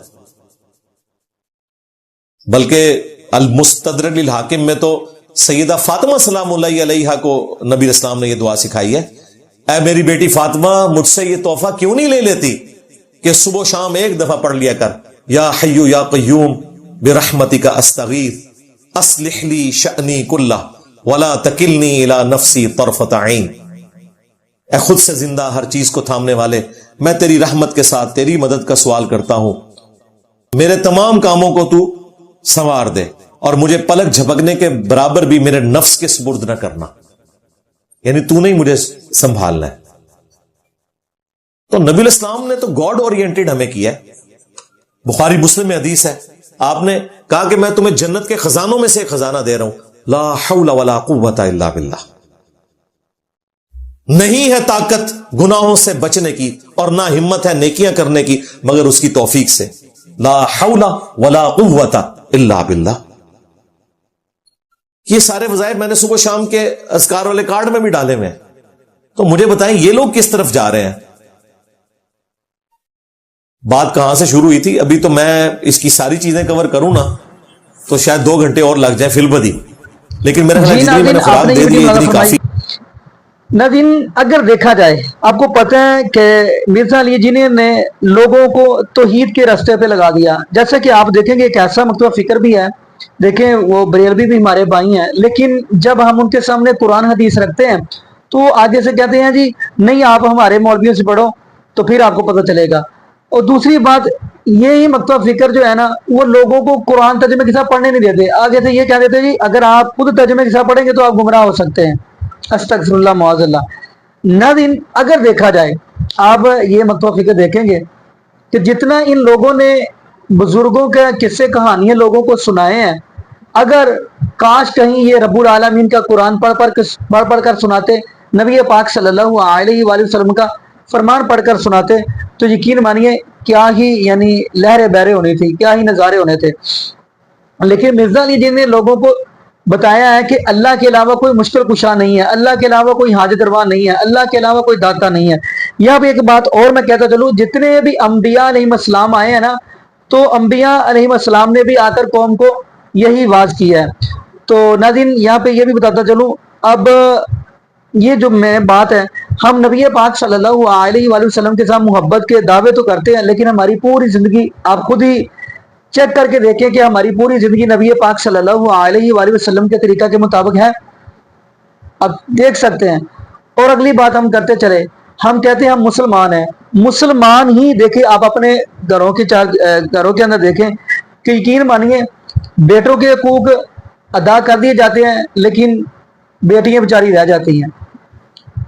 یقین مانیے میں نے اپنی گناہگار آنکھوں سے ایسے بھی منظر دیکھے ہیں، یہ کہہ دیا جاتا ہے کہ اگر بہن حصہ مانگتی ہے تو پھر بہن ہمارے گھر میں نہ آئے، استغفر اللہ۔ کہتے ہیں ہم مسلمان ہیں، ہم نبی پاک صلی اللہ علیہ وآلہ وسلم کے محبت کے دعوے تو کرتے ہیں لیکن کام چیک کریں۔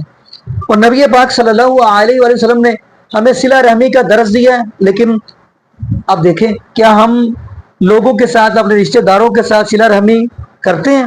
لیکن دعوے ہم کرتے ہیں نبی پاک صلی اللہ علیہ وآلہ وسلم کا محبت کے، جبکہ نبی پاک صلی اللہ علیہ وآلہ وسلم نے فرمایا کہ جو بندہ قطع رحمی کرتا ہے اس کے ساتھ تو اللہ رب العالمین بھی محبت نہیں کرتے، تو آمینہ کے لال جناب محمد رسول اللہ صلی اللہ علیہ وآلہ وسلم بھی محبت نہیں کرتے۔ بلکہ مجھے وہ حدیث یاد آ گئی جب نبی پاک صلی اللہ علیہ وآلہ وسلم غار سے گھر واپس آئے ہیں تو آ کر بتایا خدیجہ رضی اللہ تعالی عنہا کو، یعنی جبریل علیہ السلام کو پہلی مرتبہ دیکھا تو محبوب علیہ السلام فرمانے لگے لقد خشیت علی نفسی، تو حضرت خدیجہ رضی اللہ تعالی عنہ فرمانے لگی ابشر، آپ پریشان نہ ہو۔ اب حضرت خدیجہ رضی اللہ تعالی عنہ کیا فرمانے لگی؟ اللہ کے محبوب علیہ السلام جی کلا ہرگز نہیں، آگے فرمایا اے میرے محبوب علیہ السلام جی آپ تو صلہ رحمی کرتے ہیں، لا تصل الرحم وتحمل الکلا وتقری الضعیف، آپ تو صلہ رحمی کرتے ہیں، آپ تو غریبوں کا بوجھ اٹھا لیتے ہیں۔ تو ناظرین ہم بھی دعوے تو کرتے ہیں نبی پاک صلی اللہ علیہ وسلم کے محبت کے کہ ہم نے کبھی صلہ رحمی کی ہے؟ اب دیکھیں آپ نے معاشرے کے اندر نظر دوڑا کر دیکھیں، یعنی اگر بھائی ہے وہ بہن کو نہیں بلا رہا اور جو بہن ہے وہ بھائی کو نہیں بلا رہی۔ میں نے استغفر اللہ ایسا منظر بھی گناہ گار آپ کو دیکھا ہے، یعنی اولاد اپنے والدین کو نہیں بلاتی اور والدین ناراض ہیں اپنی اولاد کے ساتھ۔ باقی ناظرین یہاں پہ میں یہی دعا کروں گا یہ یقین مانیے یہ دل سے باتیں کی، یہی دعا کروں گا کہ اللہ پاک ہمیں صلہ رحمی کرنے کی توفیق دے اور اللہ پاک ہمیں سچے دل کے ساتھ نبی پاک صلی اللہ علیہ وآلہ وسلم کے ساتھ محبت اور پیار کرنے کی توفیق عطا فرمائے۔ مین محبت اور پیار تب ہوگا کہ اللہ پاک ہمیں نبی پاک صلی اللہ علیہ وآلہ وسلم کی شریعت کے مطابق زندگی گزارنے کی توفیق دے، اور اللہ پاک ہمیں 5 وقت کا پکا سچا نمازی بنا دے، اور جتنے بھی بے اولاد جوڑے ہیں اللہ پاک سب کو نیک نورینہ صحت تندرستی والی ایمان والی لمبی زندگی والی اولاد عطا فرما دے۔ جزاکم اللہ خیرہ، احسن الجزاء۔ السلام علیکم ورحمۃ اللہ وبرکاتہ۔